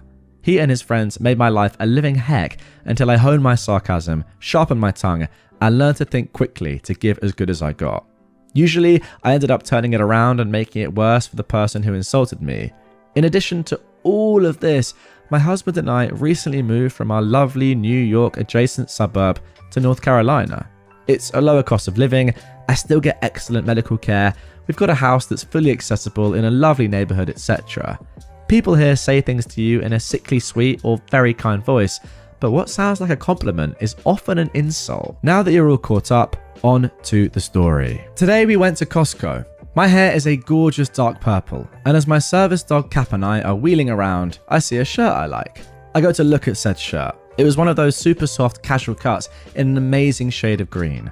A younger woman, maybe mid-30s, looks at me and nods politely. I smile and nod back and begin checking out the shirt that caught my eye. She's next to me, also checking out the shirt, just in a different color. She says to me, "You are so brave to have purple hair.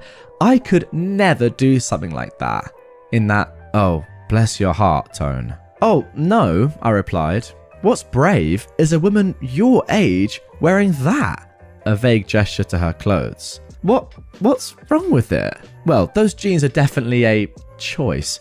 Plus, open-toed shoes when your feet look like that? I wish I had half your confidence. You'll have a great day. At that point, I decided against the shirt, since the shade of green made me look like a shade of corpse that was just not flattering. Not that any shade of corpse is flattering, but this was the least flattering shade of corpse I'd ever seen. Cap and I zoomed off to find my lost husband, leaving her to stare at her perfectly nice jeans and perfectly normal feet in perfectly normal open-toed shoes. I wonder what the frick was wrong with them.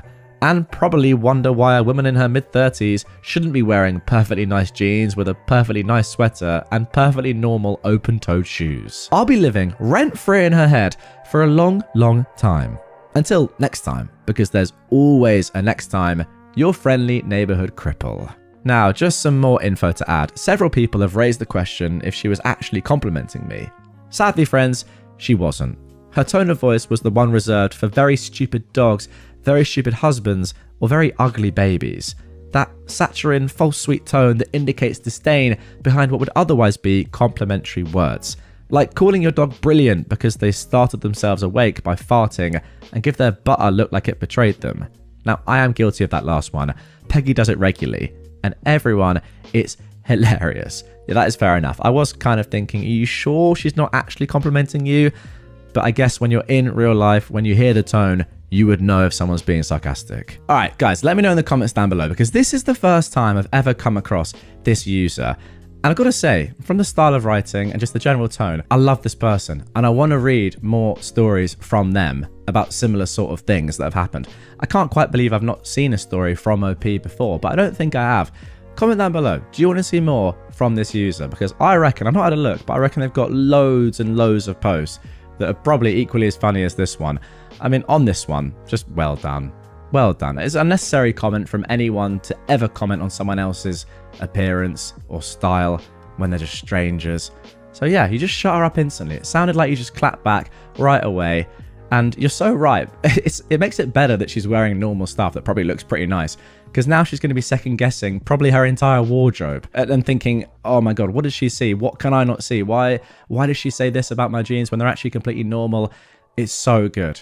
As you said, great phrase, rent-free. Grab my booty, have fun blowing your nose. This one happened just an hour ago. I'm still shaking a bit, but dang am I proud of myself. I was at the Wall of Marts, my first mistake, and I was bent over looking at craft stuff. This random man, late 30s, early 40s, decided it would be a great idea to grab a fistful of my butts. Of course, the dude does not know I'm a martial artist, so was very surprised when I rabbit punched him square in the nose. He grabs his face and starts cussing me out. I cock my fist back and shout, and I'll do it again. He scurried off, still cussing up a storm. No, I didn't contact the police. Not my first rodeo, so I know they wouldn't do anything. I did tell a manager I'm familiar with what happened, so they could keep an eye out. Why am I so proud of myself? I didn't cry. I even finished my errands before coming home. I was not going to let a random jerk ruin my day. And there we go. If you weren't sure what r/TraumatizeThemBack was all about, well, now you know. This is brilliant. He assaulted you first. You get to do whatever you want to him afterwards, in my opinion. Yeah, I know, like, legally you assaulted him back, but is that not self-defense of some sort? I mean, he can't get away with this, and now he's not going to do it again because of you. So you've done amazingly for yourself and for other women that this would probably have happened to in the future. Amazing. How a PE teacher put my sister in the hospital. So this is about my older sister, who I'll be calling Jane for this post. Now, Jane has asthma. She's had it ever since she was a baby and gets it pretty badly. We've had to spend more than one Christmas in the hospital because she had pneumonia, and the school was very well aware that she has asthma. She always had an inhaler on her, and the front office had a nebulizer for emergencies. And there were multiple doctor notes on file limiting what she could do. She couldn't play a wind instrument in band class. She was allowed to not sing in choir if she was having trouble, and if teachers ever took students outside while the weather was bad, she was allowed to opt out. She was in middle school when this happened, and all of the teachers got the memo except for the PE teacher. Not only did this female dog not believe that Jane had asthma, but she also didn't believe that asthma was real. She thought it was just something that kids come up with so they don't have to exercise. What? Alright, I've got to interject here, guys. Now, I would typically say that I cannot believe this, right? This seems unbelievable that a PE teacher, a qualified PE teacher, thinks that asthma isn't real. But maybe there genuinely are PE teachers out there that just love fitness and exercise so much, to the extent that they think that any kid that says they have asthma is actually just making it up. So I guess I'm not saying that this woman necessarily thinks that asthma doesn't exist or hasn't been trained to know what asthma is, but maybe she just thinks it's an excuse that kids always use. Okay, let's get back to the story. This caused a few problems, and Jane had been sent to the principal's office more than once for trying to opt out of gym class. She wouldn't get in trouble, but being reprimanded in front of the entire class and getting sent to the office is mortifying for a middle schooler, and she was sick of it. Our story takes place in the middle of winter, just before winter break. We live in a cold climate, and our winters get wet and cold, neither of which are great for asthmatic lungs. On this day, the teacher had them running the mile, but instead of having them run laps in the gym, she insisted they go outside, and kids would get in trouble for taking their coats because they had to be in uniform. Jane tells the teacher she can't run outside in this weather, and the teacher tells her that if she refuses to run, then she'll be sent to the office. Now, if you remember, middle schoolers' sense of self-preservation is non-existent, and Jane has balls so big that they impair her walking, so she decided enough was enough. This school had a track that was 1/4 mile long, but for whatever reason, the teachers never had kids run the mile on it. Instead, they had the kids run around the block that the school was on twice, while the teacher stood at the starting point with a stopwatch. What Jane knew, and the teacher didn't, was that at the same time Jane had gym class, our mum would go to kindergarten to pick up our younger sister. She'd seen Jane running the mile on nice days earlier in the year, and gave her a little honk and a wave. So imagine, if you will, my mother, a CNA, going to pick up her baby, only to spot her eldest daughter running around outside with no coat on in the middle of winter, struggling not to slip on ice in certain spots. Mum was annoyed. She pulled up next to Jane to ask what the heck she was doing, and Jane told her through chattering teeth that the teacher was forcing her to run the mile outside with the other girls.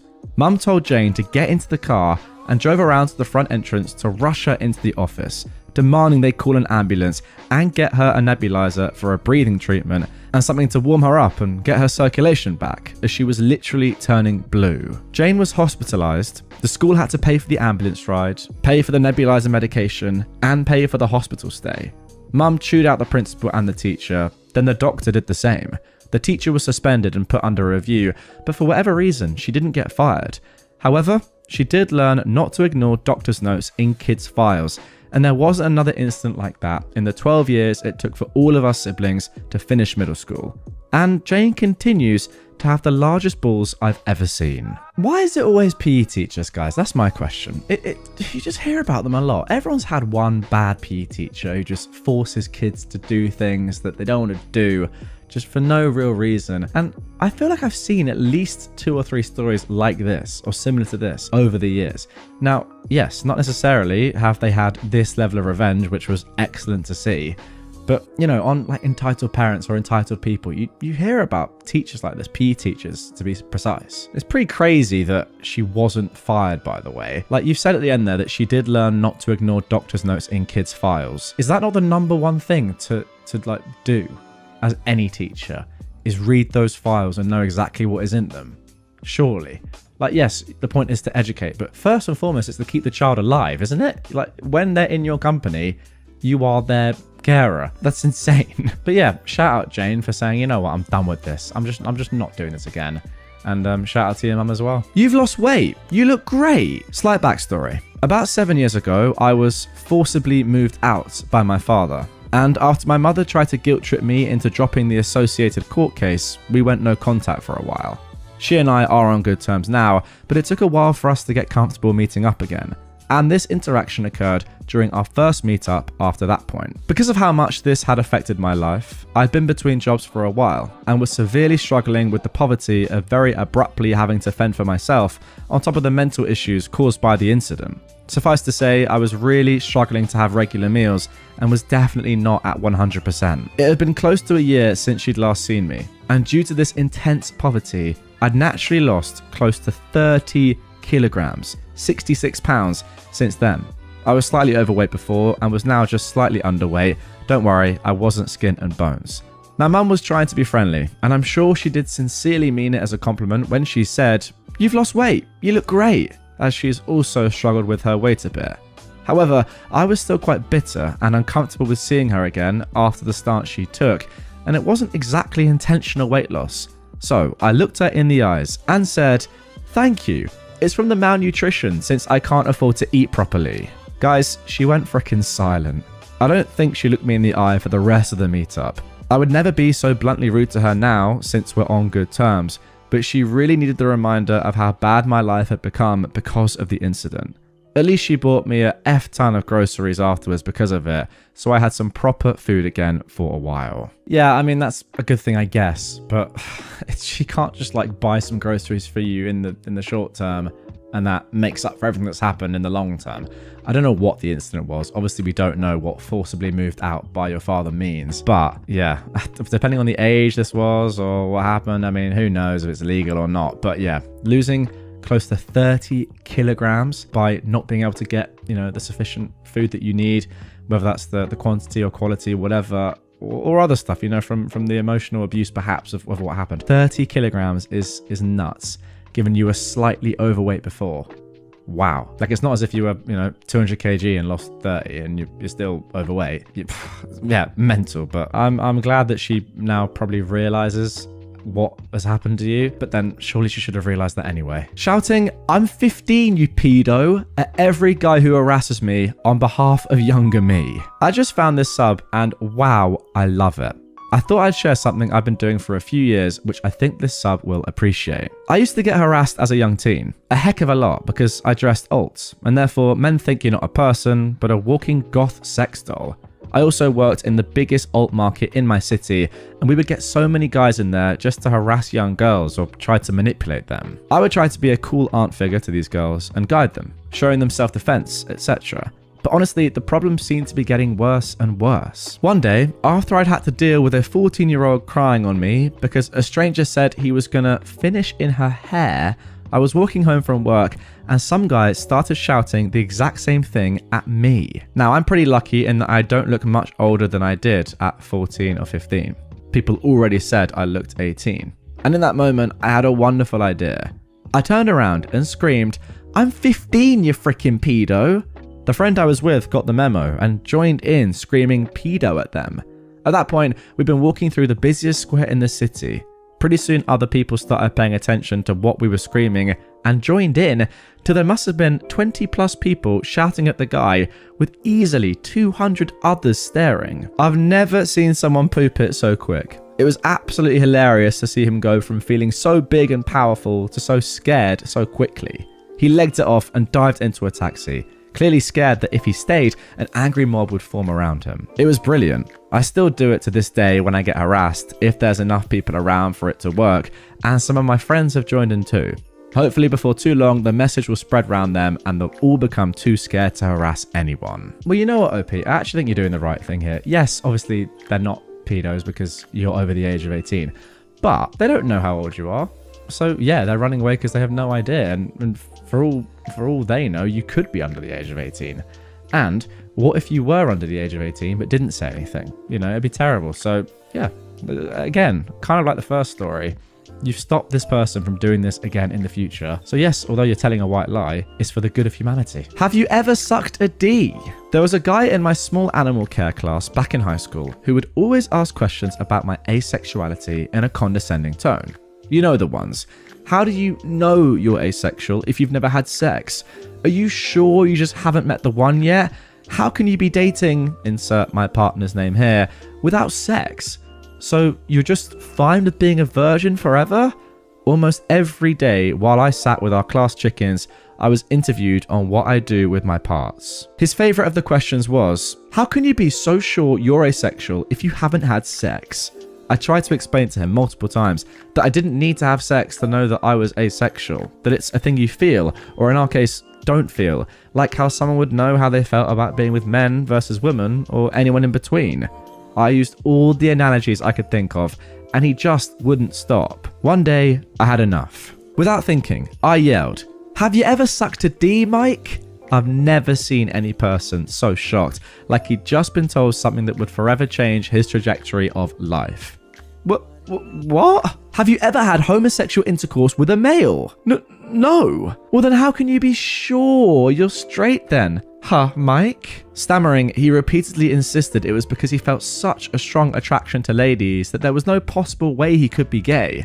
Every single time, though, I asked him again how he was so sure. Struggling not to laugh, my friend was trying to get me to lower my voice. Look, Mike, now the chickens are scared. You made me scare the chickens. Get back to me when you've sucked a D, Michael. Naturally, I got in trouble, but my teacher was chill and it was nothing more than a good scolding and a 2-week ban from sitting with the chickens. I honestly think I should have gotten in more trouble. I should have controlled my temper. Well, there's no going back in time, I guess. For the remaining 2 months that we shared class together, he never asked me how I could be so confidently asexual. Maybe he learned something that day. Maybe he was scared of incurring my wrath once again. We may never know. I still haven't gotten any word that he sucked a D yet, though. All right, and here is some chicken tax up on screen right now. I don't think I've ever seen chicken tax before on Reddit, but I will say the chickens look pretty lovely, especially like the white one. Is that racist? It wasn't meant to be, and it obviously isn't, but I just think the white one looks cute. Not that the black one doesn't. Could this stay in? Yes, because it's not racist. It's just unfortunate that I've said that. There we go, guys. I hope you don't take offense to that. It's just a joke. Well, it's not a joke. I mean it. I thought the white one looks cool. Anyway, yeah, let's just move on. Tell the entire class about my depression while I'm in the mental hospital. Hope you don't mind me emailing the entire staff about your AA meetings. I have severe clinical depression and I've been struggling with it for years. The teachers are always made aware of my hospital admissions so they can be more lenient on late work after I get back, which I've never really had a problem with. Now, there was this maths teacher I had, let's call her Mrs. R. My dad is a recovering alcoholic and goes to AA regularly, which I'm very proud of him for. When he went to a parent-teacher conference with her for the first time, he told me in the car that he remembered her from AA and was surprised she got a job since she relapsed constantly. Now, I didn't care much about it since everyone has their problems and just decided to forget about him saying it. Now, I had to be hospitalized due to an unalive attempt. It was for about 3 weeks, and during that time, I was doing math work to keep up with her class. When I came back, I realized that everyone acted very off when they talked to me. I was fairly confused, so I asked one of my friends what happened when I was gone. Apparently, a kid had openly asked why I was gone for most of the year without any repercussions, and Mrs. R decided it was appropriate to go on a rant about how I was depressed and mentally ill, and that she hated how I was coddled by the school board. She also stated that if I was her child, she would beat the depression out of me. I was royally annoyed at the fact that she did that and thought it was a good thing to do to a kid that at that point was in middle school and was being bullied left and right. In a rage, I sent a mass email to the staff, stating that she was seen in AA and how uncomfortable I felt with an alcoholic teaching me stuff.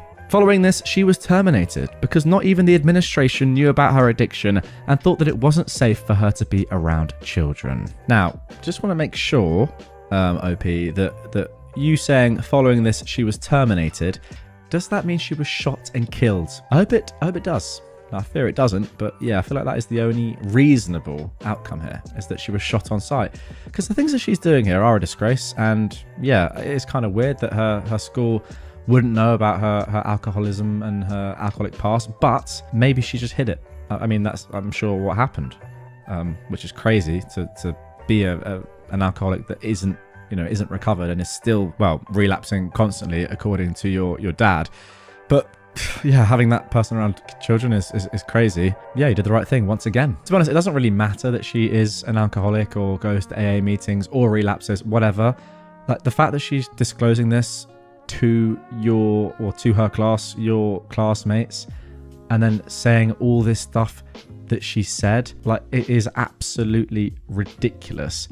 She hated how you were coddled by the school board, and that if you were her child, she would beat the depression out of you. That's absolutely insane. For that reason alone, she should obviously not be in education. Ignore my medical issues and I get angry. When I was in high school, my doctor accidentally let slip that I'd been formally diagnosed with ADHD 4 years beforehand. My parents hadn't wanted me to use it as a crutch, so they just hadn't told me. I was furious and I immediately pressed to start medication and get education accommodations. My parents sort of sheepishly agreed to everything I asked for, and I started doing well for the first time ever. This is all background info. Well, I've got to say off the bat, That is some of the worst parenting I've ever heard. What on earth? Anyway, we moved and I was taking a freshman science class in my sophomore year because my old school had done what was effectively the sophomore science in my freshman year. I'm the 16-year-old new kid doing standardized testing with a classroom of freshmen I don't know super well. And suddenly, I have to go to the bathroom. My education accommodations allowed for bathroom breaks whenever because the medication I was on at the time included fun side effects like bladder control issues. I raised my hand and I asked a substitute teacher who was acting as our test proctor while our normal science teacher was on vacation. And she laughed at me. She said she wasn't born yesterday and no amount of accommodations would convince her to let me leave the classroom during standardized testing because I might meet up with a friend who had answers to the test or something. I tried to argue with her and I got increasingly more desperate as I explained in hushed whispers what my medication did and its side effects. She continued chuckling and shaking her head with this stupid, bemused smile. I started crying before, wouldn't you know it, I peed myself. Honestly, the next bits are a blur. I remember the smile slowly falling off her face, and then suddenly I was in the nurse's office wearing gym clothes and listening to my parents scream at the principal in 2 different languages. My parents agreed not to sue if that substitute was fired. She wasn't able to get a job at another school in the area, and the district apparently brought separate charges against her for ignoring accommodations. She had to pay a steep fine. Now, thankfully, some popular kids decided that anyone who made fun of me about this wouldn't be invited to the cool kid house parties, so I was only teased a little bit. I still wasn't popular in high school, but at least my parents became somewhat more supportive of me and my educational needs as a result. I hope that lady enjoys her unemployment as much as I enjoyed watching someone sign my yearbook a few years later to P-Girl. Okay, well, at least your parents eventually did something that constituted good parenting, but I hope they realized their errors in the first place of not telling you about a serious medical condition that you have that obviously is going to impact your ability to learn. Maybe this happened a long time ago when things like ADHD weren't as understood or accepted, but if it didn't and they genuinely didn't want you to use it as a crutch and just learn to live with it, I guess, despite knowing the impact it can have on you, or it does have on you day to day, then that is awful. But yeah, okay, maybe they've now changed their ways, and as we can see by the end, they do care about you. I mean, yeah, just that first paragraph was shocking to me. Now, as for the teacher, I mean, yeah, she's just a complete write-off. What a horrible woman. To actually laugh at you while you are telling her, no, I promise you, this is not me trying to cheat or get out of the test or anything like that. Look at my docs. I mean, surely she has them on her system or something. Look at them. I'm on this medication because of my condition. Like, how can somebody who's a teacher laugh at you in that spot? It's just ridiculous. It's a good thing they got rid of her, no doubt about that. It's a shame that you didn't get the money though, as you know, you didn't sue, and she was forced to pay a fine to I don't know, the school, the district, whatever, not you.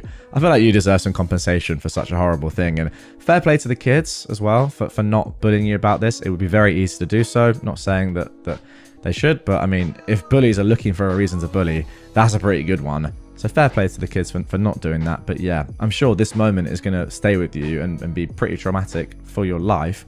And yeah, I can't imagine what being in school and everyone knowing that you'd gone through that would be like. Now for our second story. This one is brilliant. Steal my mail, have fun thinking you're cursed. I hadn't thought of this in years until my daughter brought it up and suggested I post it here. I'm looking behind us now, across the count of time, down the long hall into history back in the before times, in the long ago. 2020, I'm talking about 2020. At the time, I was living in the Midwest and my daughter was living in the Pacific Northwest. She'd started getting into haunted dolls, and when lockdown happened, she picked up customizing porcelain dolls to keep herself occupied. I sent her a few old dolls I'd found at thrift shops, but when I called her to see what she was going to do with them, she told me she never got the package. That's when she told me that porch piracy had become a huge problem in the town. She said that it had always been an issue, but since lockdown had started, they'd gotten beyond blatant, and it was an almost guaranteed chance that you wouldn't get your packages unless the mail person directly handed it to you. It got to the point that the thieves would literally follow the mail truck and would be walking up to the porch to steal packages as the mail person was walking back to the sidewalk. This, as you can imagine, annoyed me on a personal level. If I was going to spend my own money sending something to my daughter for her to customize, I dang well wanted her to get it, not some random mook off the street. I told her I'd think about it and get back to her, as there was a doll I'd found that I thought would be perfect for a horror customization. Plus, I wanted to support my daughter with her art, so I wanted to commission this doll specifically. The other important factors that contributed to this situation are that I'm pagan. I love ancient fictional languages, and I absolutely love being able to screw with people that deserve it. I spent a few weeks mulling the situation over in the back of my mind, and I eventually hit on a solution that borrowed heavily from the satanic panic, which I'd lived through as a kid. Since I wasn't sure that she would actually get the package, I decided to send a backup doll that I'd found and planned on sending with the original doll, just in case the original doll got messed up in a way that couldn't be fixed. The doll had a cracked face, was missing an eye, had a faded, stained blue silk dress, and the hair was a snarled mess. I found a shoebox that fit the doll with a little room to spare, and I got to work. Everything I wrote is approximated because I was an idiot and didn't take a picture before I mailed the box off. Stupid of me. Oh, that is a shame. I would have loved to see this. Anyway, first I aged some printer paper with coffee, crumpled it up until it was soft, then cut out 6 squarish pieces. I created 2 sigils and drew them on 2 of the pieces. One small one where the sigil took up most of the paper, and one larger one where the sigil was in the center but had plenty of room around it to write other stuff. The sigils were based on the phrase, "F off thief" and "This is not yours." I also used a Gallifreyan translator app and created a symbol that translated into "May you perpetually step on Legos barefoot in the dark." Now I believe that Gallifrey is the language used in Doctor Who. The 4th and 5th pieces of paper had random symbols drawn on them, including alchemical, astrological, symbols from some 70s metal albums, Led Zeppelin in specific, and random shapes that I doodled. The last one I used a Klingon translator and wrote out "F you effing F," both phonetically and in the actual Klingon alphabet in a spiral that filled up the entire piece. I took the larger piece with the "Not Yours" sigil in the middle and wrote phrases cursing them unto the 100th generation, accused them of preferring goats as sexual partners, etc. in Norse runes, angelic script, and 2 other languages I don't remember off the top of my head. Then I burned some of the edges and some small spots throughout the papers. God, imagine being a thief and looking at that, being like, oh my god, what have I done? Once I was done with that, I rolled the largest piece into a tube, tied it with black and red ribbons, used wax to seal it, and tied it to the doll's hands over her chest with black twine. I then wrapped 4 of the pieces around the arms and legs of the doll, and I sealed them with wax, and stuck the last piece, the small sigil, over her face. I used a pentacle wax seal stamp to stick it to her forehead. I wrapped the doll in some ancient tissue paper that I found in my basement, and I put it in the shoebox. I added several red, black, grey and green quartz crystals, as well as some pinches of dried herbs and flowers from my altar supplies. I finished the whole thing off with a short note written on torn notebook paper that essentially said that I was grateful to get this cursed thing off of my hands, that I tried to seal the evil spirit possessing the doll as best I could, but I didn't guarantee it would work, and that it was the buyer's problem now. No refunds, no returns, and if the buyer died, it wasn't my fault. I went absolutely cheesy 80s horror movie with the note. It was completely histrionic and overblown. I figured that anyone sensible would think that this was a prank or a prop or some "I'm so dark and spooky" teenager trying too hard to be dark and spooky, but mostly I wanted to make my daughter laugh, or at least momentarily freak out whomever stole the box. Admittedly, I'd picked up this doll because it struck me as looking rather creepy to begin with, so all the set dressing fit the doll well. I wrapped the box in duct tape, then in brown grocery bag paper, added some more random symbols on the seams, and I mailed it off to my daughter. The aftermath. She said that she got the notification that the doll had gotten delivered, but that when she went to retrieve it, nothing was there. A few hours later, she was sitting in the living room when she heard a loud thump against the door and heard the sound of a vehicle speeding off down the hill. When she opened the door, she found a ripped open and hastily retaped box containing only 2 things: the doll, buried in what looked like 2 full canisters of molten salt, She thought that was odd, but forgot to ask about the salt when she texted me to let me know the doll had actually made it. We were talking about the doll last year when she asked me why I'd sent it in salt. I asked her what she was talking about, and after she described how the doll arrived, I told her how I'd actually packaged it up. She was kind of bummed that she didn't get to see it in all its ridiculous glory, but mentioned that they haven't had a problem with porch pirates since then. So I guess the local porch pirates were so terrified of the curse that they might have unleashed on themselves that they've avoided this area since then. I genuinely thought the whole thing was so over the top and cheesy, it would be obvious it was fake. But whomever stole it the first time was so terrified that they had to drown the doll in salt to break the curse. I genuinely hope they step on Legos barefoot to this day. Well, there we go. I think that is the perfect story for this subreddit. Just absolutely genius. I'm kind of getting Mark Rober porch pirate vibes from this. But if anything, this is a level above. Because that, yes, it did put their face out there. And, you know, they obviously got covered in glitter and sparkles and stuff. But this is like genuinely people might be thinking here, these thieves, that they are cursed. And the fact that they've had to pour salt on the doll to try and, yeah, whatever, break the curse or whatever, is ridiculous. I mean, yeah, you can scare someone, or you can scare someone for the rest of their life thinking they're cursed. I think there are levels to this game. Crazy stuff. Brilliant. All I can say is it's absolutely brilliant. I feel like the only way you can level this up now even further is somehow find out who that thief was. I don't know if that's possible, but just really try. I mean, really try. Find out where they live, then go and put the doll back on their doorstep with another random note saying like, no, this is your doll now. You are cursed forever. And that will ensure that they truly are cursed, I guess, in their mind, right? Thinking about this for the rest of eternity. I think you just have to go that one step further if possible. Okay, now moving on to our third post from r/TraumatizeThemBack. No, I will not be watching that. Thanks. A few years back, when I worked at a fairly large grocery store, there was this stint when the same coworker would find me during my break and whittle away my already precious 15 minutes talking about whatever TV show she was obsessed with at the time. Now, I'm not great at watching the shows I actually want to watch, but I'm equally bad at telling people no, so often our talks would end with her insisting I watch whatever show I'd already forgotten the name of, and me sheepishly answering, I'll put it on the list. Then, for like the space of a month, she got a bug up her butt about one show in particular, 13 Reasons Why. Now, most probably know what that is, but quick summary for those who lived under rocks like myself, a teenage girl uses her graphically depicted unaliving to get revenge on the people that hurt her in life. For the first time, I told her, no, not my type of show, which seemed to be her sleeper agent activation dedicated solely to making me watch this freaking show. Every day she'd bring it up and we'd have the exact same conversation.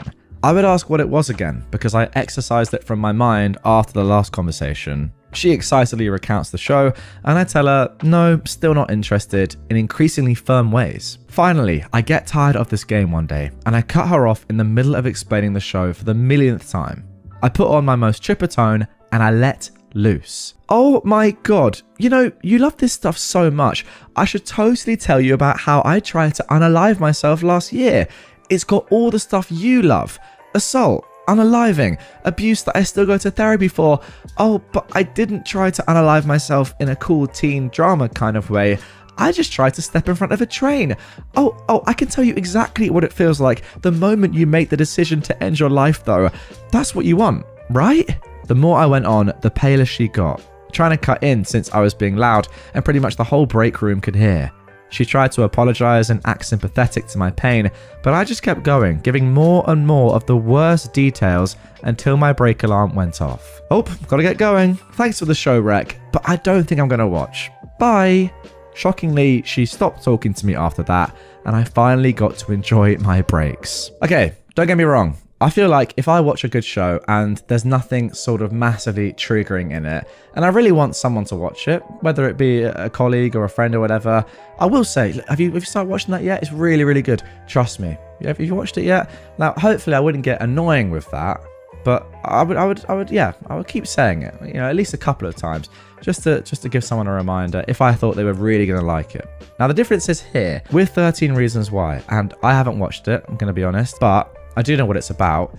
That is a show that you probably wouldn't push onto somebody again and again and again. And I think after hearing, no, not my type of show, when you first explain it to somebody, you then probably wouldn't do it again. Now, I'm not saying that she should have known that you had this happen to you before, or you were in this sort of situation, but I feel like you probably get some sort of hint from someone saying, no, not my type of show, when it's a show about someone that has unalived themselves. Even still, like, even if it's not about them and they've had a history with this, if they just don't like that sort of stuff, then I feel like you back away after that one. But no, she just kept going and going and going. And the only way to stop her was saying what you said. By the way, what I'm saying is, like, if I recommended a movie to somebody and they said, oh yeah, I'll watch it, then I might ask them again in future. Oh, have you watched it, by the way? You really should if you haven't. If they said, no, I'm not going to watch that one, not my sort of movie, I would never recommend it again. That would just be weird, especially when it's a topic like this. Real proud of my comeback to an airplane Karen. I have relatively wide shoulders and was flying middle seat in economy. I was coming back from a work trip on a full flight from New Orleans to Atlanta, about 1.5 hours. About 5 minutes after takeoff, the aisle seat Karen was acting real restless, squirming and sighing and rolling her eyes and scoffing. It was clear it was because I was using the armrest between us.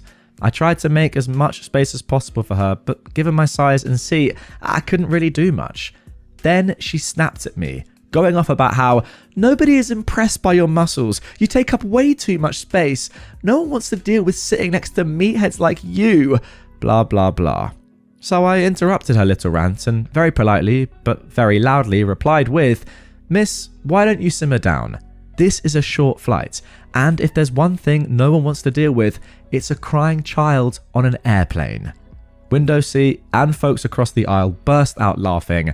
Karen was beat red and seething for the rest of the flight. Okay, well, there we go. I love seeing a Karen get beat down. You guys know this. Not physically, of course, but yeah, verbally. However, what I will say is this, and this is something that I think everyone should understand. Airplane protocol, seat protocol is like, it's such an inherent thing. If you're in the window seat, you have the window. And there is a, whatever you call it.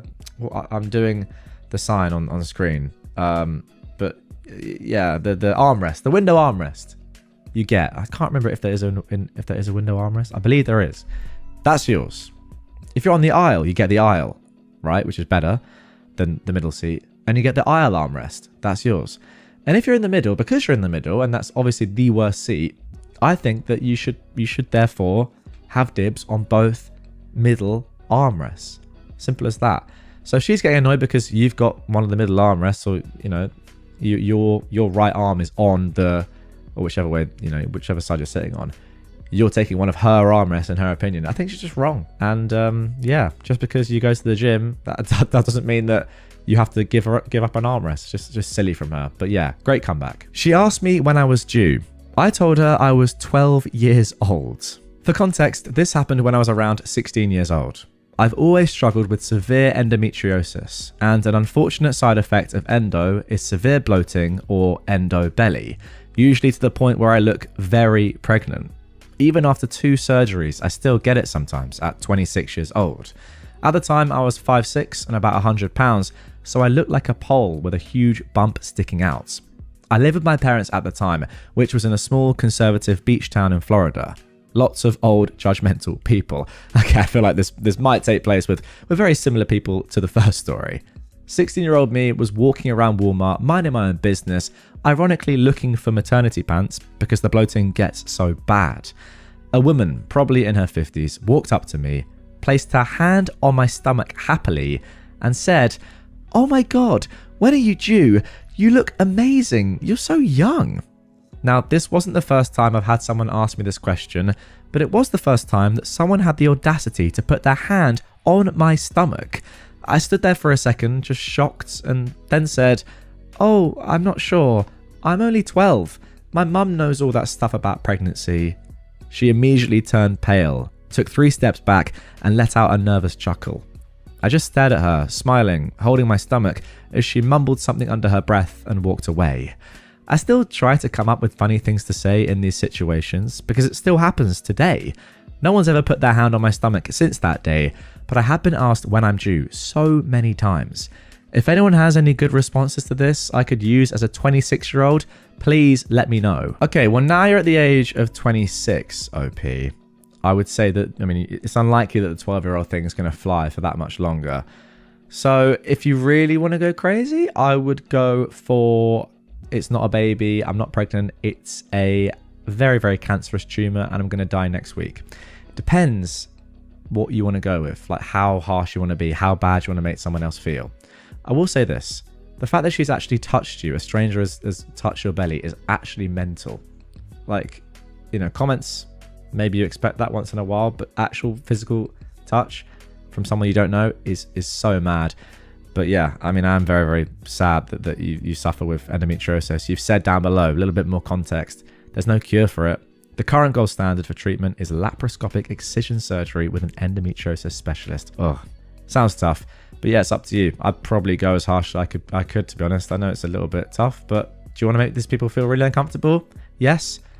Then there's no limit. Mormons need to learn that not everyone can be saved. I am female and live in a predominantly Mormon area of the US.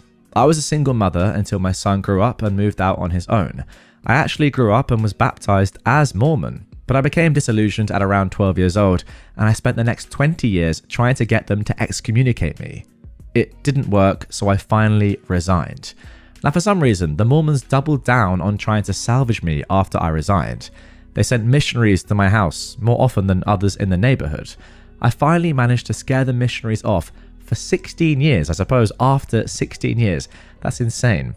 They'd cross to the opposite side of the street that my house is on, at the bottom of my street, and only cross back at the top of the street. Even men I work with are trying to push the issue. The latest one was giving his spiel on the ride into work. I looked at him and I said, "You have worked with me for the past 3 months. Why on earth do you think I would be a part of such a male-dominated religion? I make my own money, I support myself, I supported my child until adulthood, and I don't have to do what anyone says other than the boss. I swear, drink, and I smoke. What about that leads you to believe that I want some man in a suit telling me how to live my life?" Now, this dumb idiot actually had the nerve to then try and tell me that the Mormon religion is not male-dominated. I then asked, "So women are allowed to hold the priesthood and wear slacks to church now?" Not another word was said the rest of the ride into work, and he found a different carpool the next day. The missionaries knocking on my door today reminded me of that conversation. I ignored them and continued cleaning the bathroom until they went away. Now I'm off to plot how to scare them away for 16 years a second time. Oh, I see, so you actually did scare them away for a whole 16 years the first time. Wow. I'm thinking of having a door sign saying that religious peddlers will be sacrificed to the old gods, but also thinking of answering the door and saying, "Oh, I thought the coven said they didn't have any blood sacrifices available. Come on in. It will just take a few minutes to set up the altar." Oh my goodness me. Now I want to know what you did, OP, to scare these guys off for 16 years, and then after 16 years, why they came back. I mean, to the extent that they were crossing the road to avoid your house. What did you do? There are actually a couple of updates to this one, which might enlighten us. The first is this. I decided to go the nice route with getting rid of the missionaries. I called my cousin, the bishop, that helped me get rid of the missionaries the first time this morning, and I let him know that they were becoming a problem once again. He agreed to make the appropriate calls and get me back on the no contact list. I'm very thankful for everyone's suggestions. You're all the best. Thank you all. And update 2. I'm going to spend some time at Thanksgiving dinner at my mother's tomorrow, trying to find out who sent them after me again. If I found out, I'm going to donate $10 in their name, with their address included, to Scientology. Alright, social experiment time, guys. And I do mean this. If you're a Mormon, can you comment down below and just tell me about being a Mormon and why you're a Mormon? If you like it, why other people should be a Mormon.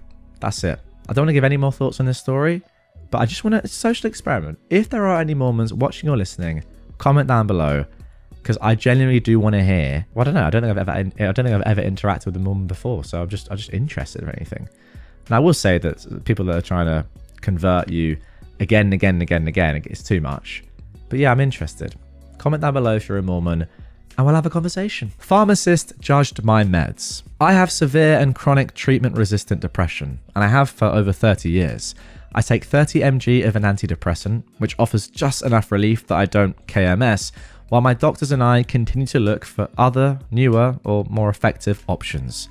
I've been a part of a good amount of clinical trials over the years, and I've more recently tried TMS, ECT, and the full treatment of esketamine to little effect. I called my pharmacy for a refill, and the guy who answered and took my info saw my prescription and said, "You shouldn't be on that much.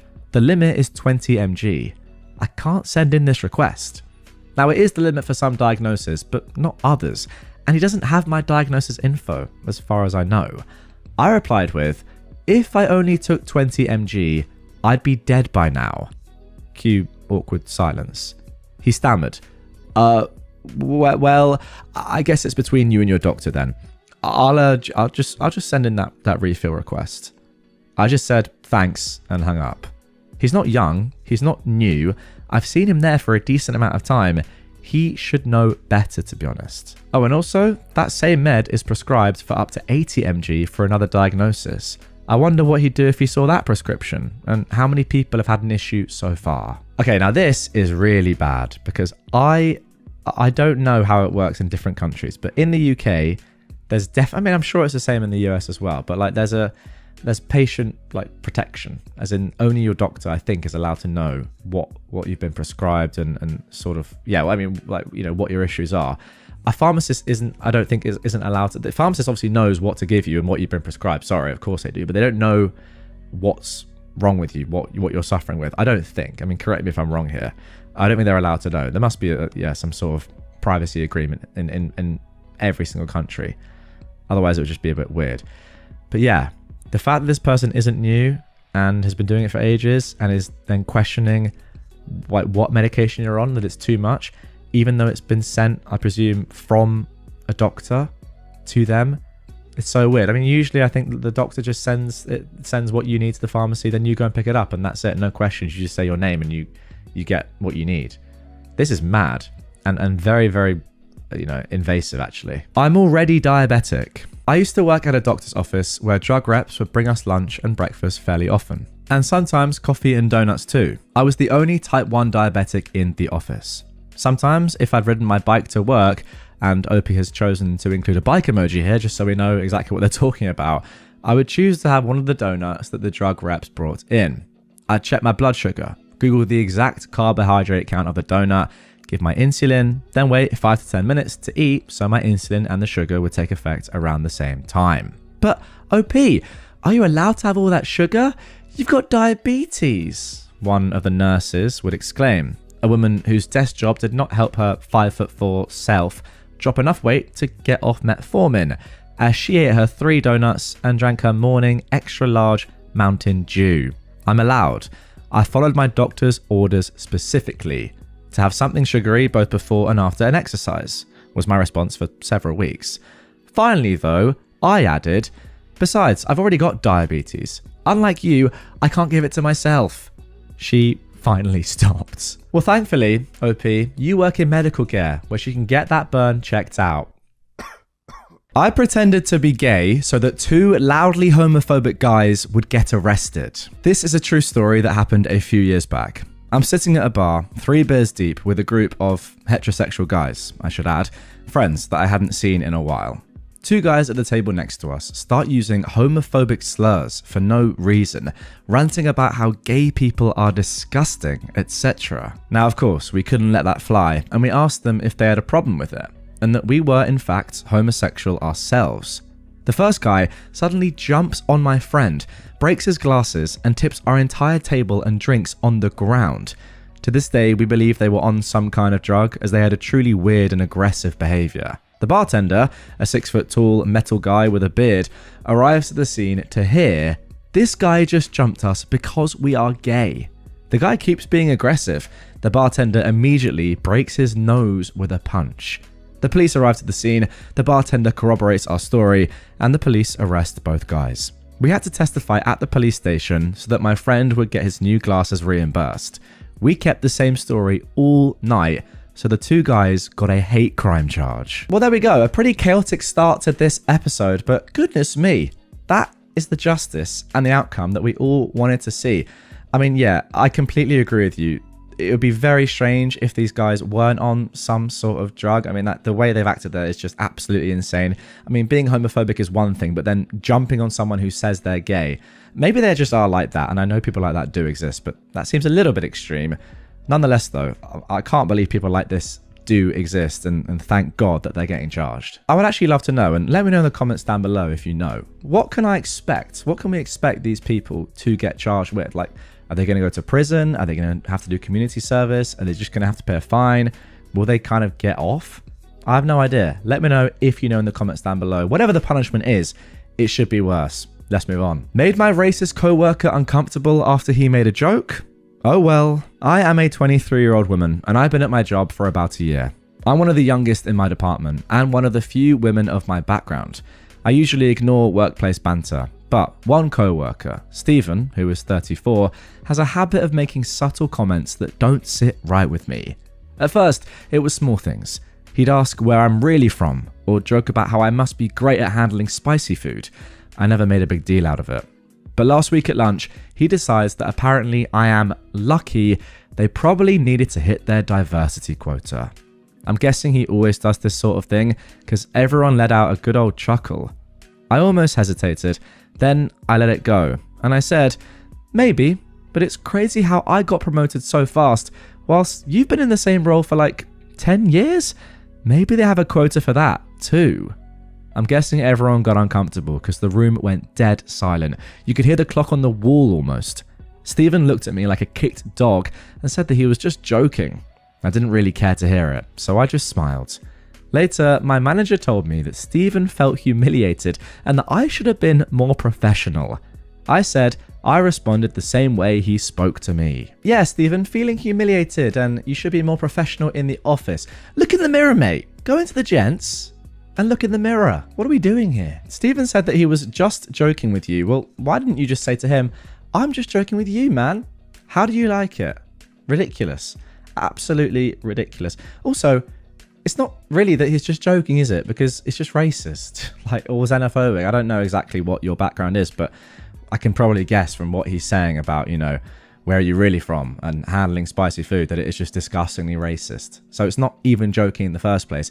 It's just racist. Now, if you like stories about racists getting completely destroyed, the next one is one that you're going to love as well. My dad claimed to be Mexican and severely humbled a lady. My mum and dad were at my mum's company Christmas party years back. There were drinks flowing, and in the elevator on their way to gather her things with a few colleagues, a lady started to go on a rant about Mexicans. A little bit of a theme in this one so far. You can imagine what she said, and none of it was flattering. My dad has black hair. He also worked outside very often and was quite tanned still, despite it being winter. Mind you, his heritage is straight up English and Irish, maybe a hint of German. He listens to her rant while the elevator moves, and just before they got off, turns and says, "My dad is Mexican." This lady went dead white and stumbled over herself trying to apologize. She proceeded to apologize to my mother for about 6 months. Every person in the elevator, aside from this lady, knew that my dad was not at all Mexican. Some of them were though, so all of them refrained from telling her that he lied. She ended up leaving the company, believing that she'd mortally offended her co-workers, actually supervisors, if I remember correctly, husband, with her racist ranting. And I hope she thought twice before she opened her mouth again.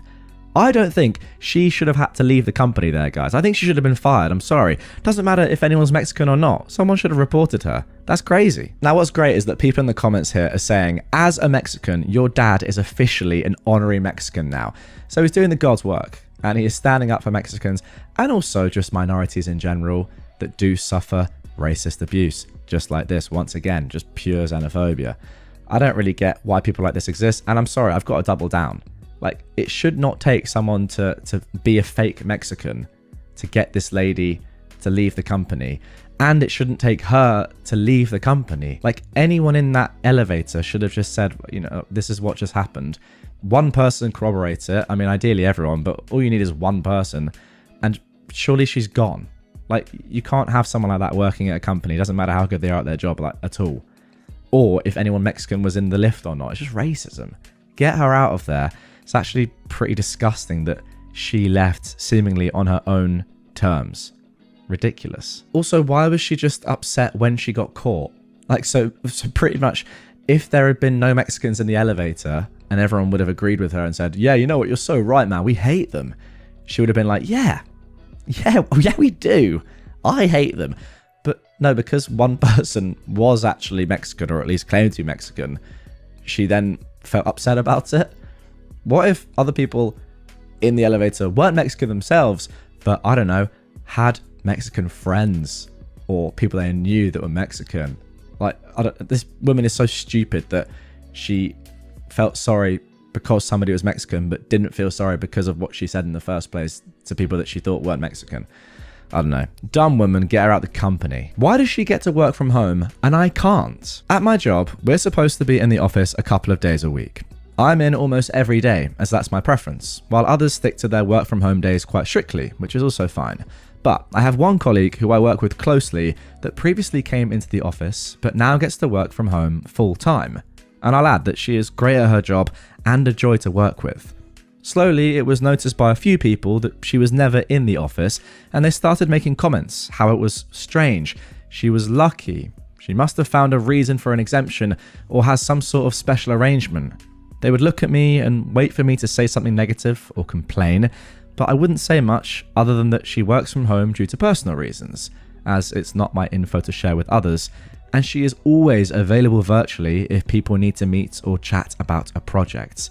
We were having a larger Teams meeting recently, and one of these nosy Nancys raised it in a passive-aggressive way, saying how she hasn't seen her in ages and she's always at home, and it would be great to see her in the office sometime, as their team all have to be in a couple of days a week. I sat there just sipping my tea, while my co-worker dropped the bomb that her husband has been having seizures due to a rapidly growing brain tumour, and he can't be left alone. She went on to add how she wishes she could get out of the house more often, but can't even leave for coffee or groceries unless one of the kids is home, or she can get a friend or family member to stop by, and that the other option was to go on leave, but she felt like it would be a burden to the team and she can still get the work done from home. Let's just say the horrified looks people had and the awkward silence has ensured that hasn't come up since. Yeah, good. That is just what you want to see from this sort of story. People that are just being too nosy, getting it. Now, don't get me wrong. I probably, like at first, if I was a part of this person's team and they were never in and I didn't hear any explanation, I might be like, oh, how come they're not coming in? Like, we got to come in every day. What's going on here? But I feel like after about 1 minute of thinking about it, I'd probably think to myself, oh, yeah, there's probably a reason here that they're not coming in. And especially when someone says it's a personal reason to you, then you definitely do not bring it up. But I mean, look, don't get me wrong. I understand why people would be like, oh, where is she? But then surely you have a conversation and think, something's probably at play here. And then you just do not ask ever and you just leave it be. Ultimately, if she's still employed by the company, still doing her job well, which is amazing given the circumstances, who are you to question what's going on? Or if she just has months of unpaid leave and isn't there. Again, you can't say, it's a disgrace unless you know what's going on isn't something like this. But yeah, I mean, like, I suppose the main point is just chill out and just don't like go meddling when you don't need to. I hope that your co-worker OP and her family are doing better, because what a terrible thing to be going through. Not helped by her colleague saying, where are you? It's unfair. Come into work right now. I'd rather have them safe. Years ago, I was struggling with keeping everyone safe on a trip to town. I had a couple of kids on feet and one in a wheelchair. The two on feet were absolutely determined to run away anytime my back was turned. As it happened, there was a pet store right next to the fabric store I needed to go to when one of the kids made a break for it into the parking lot. Instead of heading to the fabric store, I grabbed said child, plopped him on top of the kid in the wheelchair with instructions to not move a muscle, and I headed to the pet store instead. When we got inside, I headed straight to the leash and collar aisle, and I started the process of fitting the two on feet for harnesses and leashes. The kids thought this was a great adventure, and I even let them pick out their own colours. Then here comes some old Bitty with her pocket dog. She started out with just huffing and sighing, but within about 30 seconds, she evidently couldn't control herself any longer. That's the most cruel thing I've ever seen. Treating children like dogs. From my crouched position, I replied, well, I'd rather have them treated like dogs than hit by a car. And I went back to fitting the harness that I was working on. All she could come up with was, well, I guess. The kids got their harnesses and leashes. I got my fabric. Nobody got hurt. Later on, when we went to Disney, we had people stopping us and offering up to $100 for the harnesses. Nope, sorry.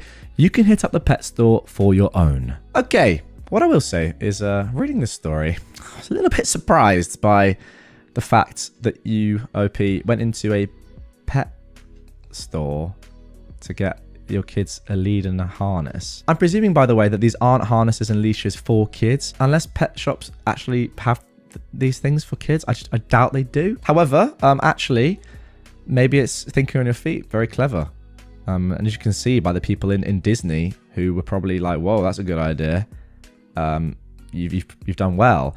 I just can't get over the fact that your kids are wearing dog harnesses. Again, I might be wrong. If pet shops do have harnesses and leads for kids, I'm pretty confident they don't, because clues sort of in the name of the shop. But anyway, I completely agree with you. Like, it's better that they're safe. However, I would think it's a bit strange, like, that they're just knocking about in a dog harness. Now, if they were in like a normal kids harness, I would say 100% yes. And I have absolutely nothing against kids wearing harnesses with a lead on. You know, it's not like the best thing to see, because you'd be like, oh, well, they're human. It's not ideal. But also, they are a young child who could easily just run into a road and die. So yes, I completely agree with you. I'd rather have them safe as well. However, this woman, I mean, I honestly, I can't like say she's like completely in the wrong, because like, imagine you're just walking along and you see two kids in dog harnesses with a leash. Again, they might not be dog harnesses. I'm happy to hold my hands up if they're not. But I'd be like, okay, what's going on here? So this is probably the one story that I've read so far where I'm a bit more like, well, whatever. You know what? Let me just look this up, right? Leash and collar pet store for kids. It's like, do they do that?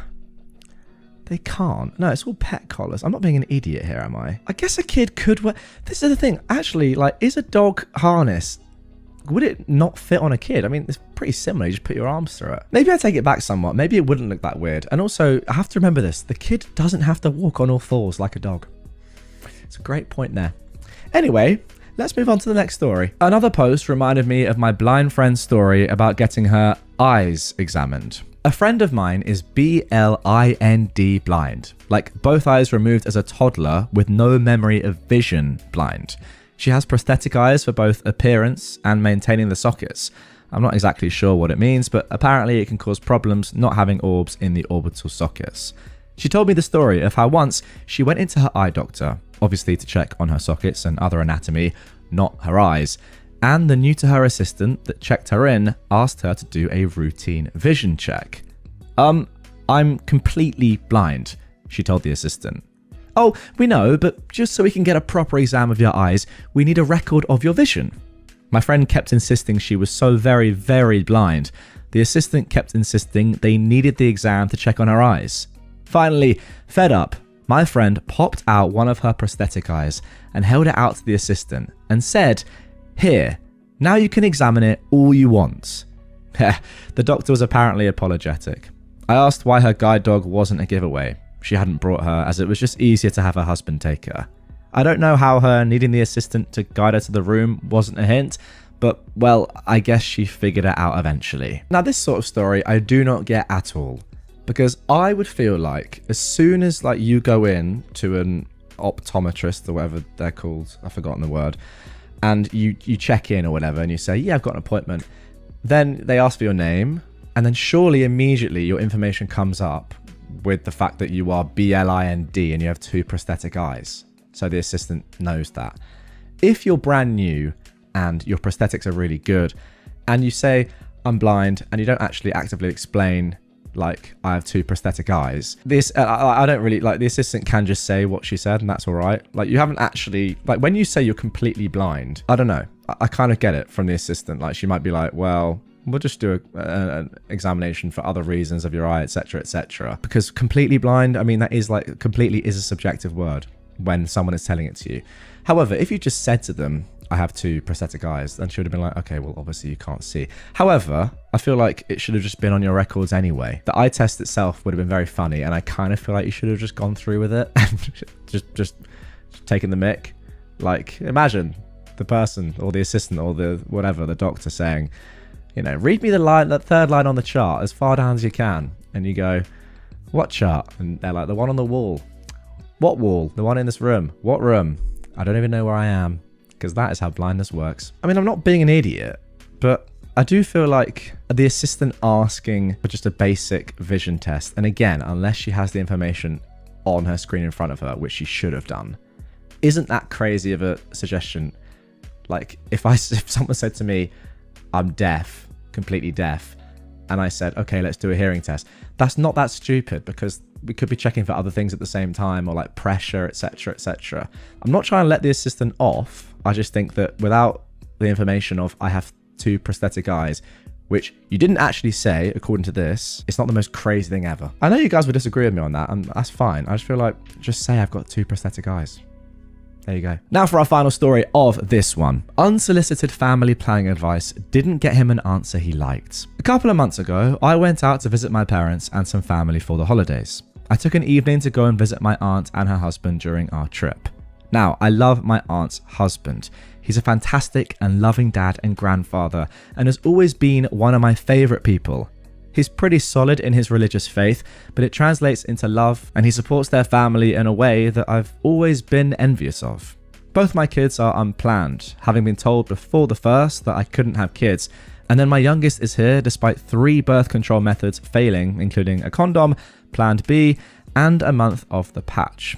We had another pregnancy less than a year after my youngest was born from failed birth control that I terminated, and my partner went for a vasectomy a month after that. My partner and I currently pay more in daycare than our mortgage, and our oldest also has an autoimmune condition.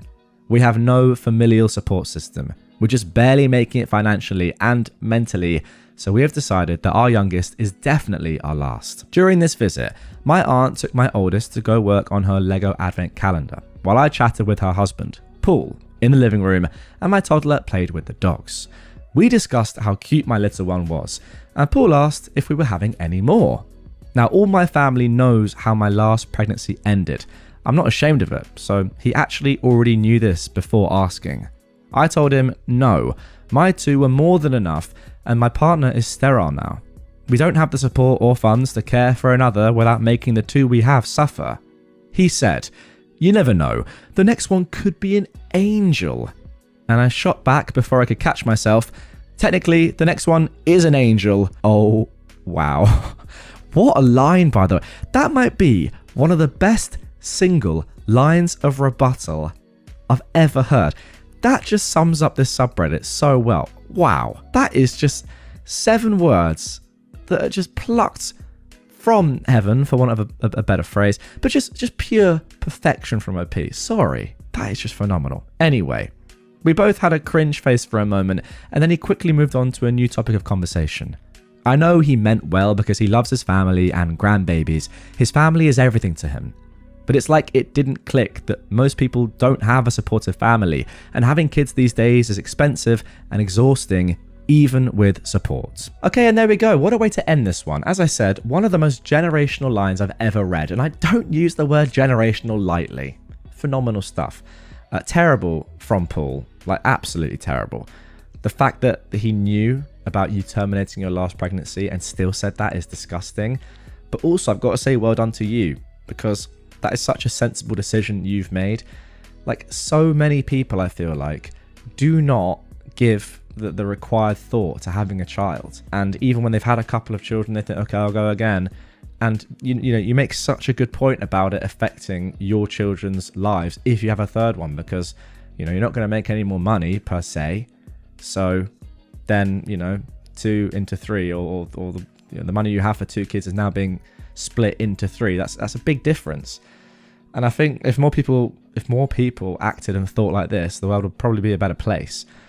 I'm not saying to not have kids, by the way. Like, kids are great. I will hopefully have kids myself, and I definitely plan to. But if it's financially going to be extremely challenging to give them the life that they need and deserve, I'm sorry, but you shouldn't do it. And I do think more people should think like that. Fair play to you, OP. Paul, you're a gimp. And I'll catch you when you're older, just like all of you guys. Think twice before you judge someone for vaping. This happened earlier today. I was at work, outside on a smoke break. I vape. One of my co-workers came outside and took it upon herself to start lecturing me. You know, vaping kills people, right? There's metal and other chemicals in vapes that are so bad for you. You should quit and look to God for guidance. She just kept going on and on about how badly I should quit. Now, I don't entirely disagree, but I find it rude to just comment on someone else's habits unsolicited like that. So, I responded the best way I knew how. Well, there are a lot worse things I could be doing right now instead of vaping. My mum got me hooked on drugs when I was a young teen, and I've been clean off fentanyl and other hard drugs for about 9 months now. Vaping helps me to do that, so right now it's one day and one thing at a time for me. This is all true, by the way. Her eyes grew so wide and she immediately apologized, saying, "I'm sorry, I didn't know all that." I don't expect people to know, but maybe next time she will think twice before giving unsolicited advice. Okay, wow, there we go. 5 more stories to come in this episode, but firstly, I've got to give my thoughts on this. Look, I get it. She's not wrong, is she? Vaping isn't good for you, and it would be better if nobody in the world did it. And I think OP accepts that fact, right? They're like, I don't actually disagree with her. Yeah, I accept it's bad for me. However, to do that to someone that you don't know, although maybe she does know you because it's one of your co-workers. I don't know. It's a weird one. Obviously, you're not good friends, clearly. And she can't know that much about you. But yeah, to say that to one of your co-workers without knowing what's going on in their life, because clearly she doesn't know, it's very, very poor. But yeah, I'm glad you told her the truth and put her back in her box. Now for our next Traumatize Them Back post. That was my son. I just recently lost my son to police gunfire. Every day I have what I call murder tourists drive by the house since the media exposed the address. I've had a couple of situations where I'll walk up to a parked car and ask what they needed. They will ask if I know anything about the shooting.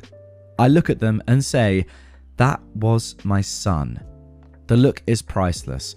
I'm literally watching the blood drain from their faces. The best instance was when a friend and his wife were over. We are sitting in the carport. 2 Karens in a golf cart drive by, rubbernecking. They circle around and pull up to us.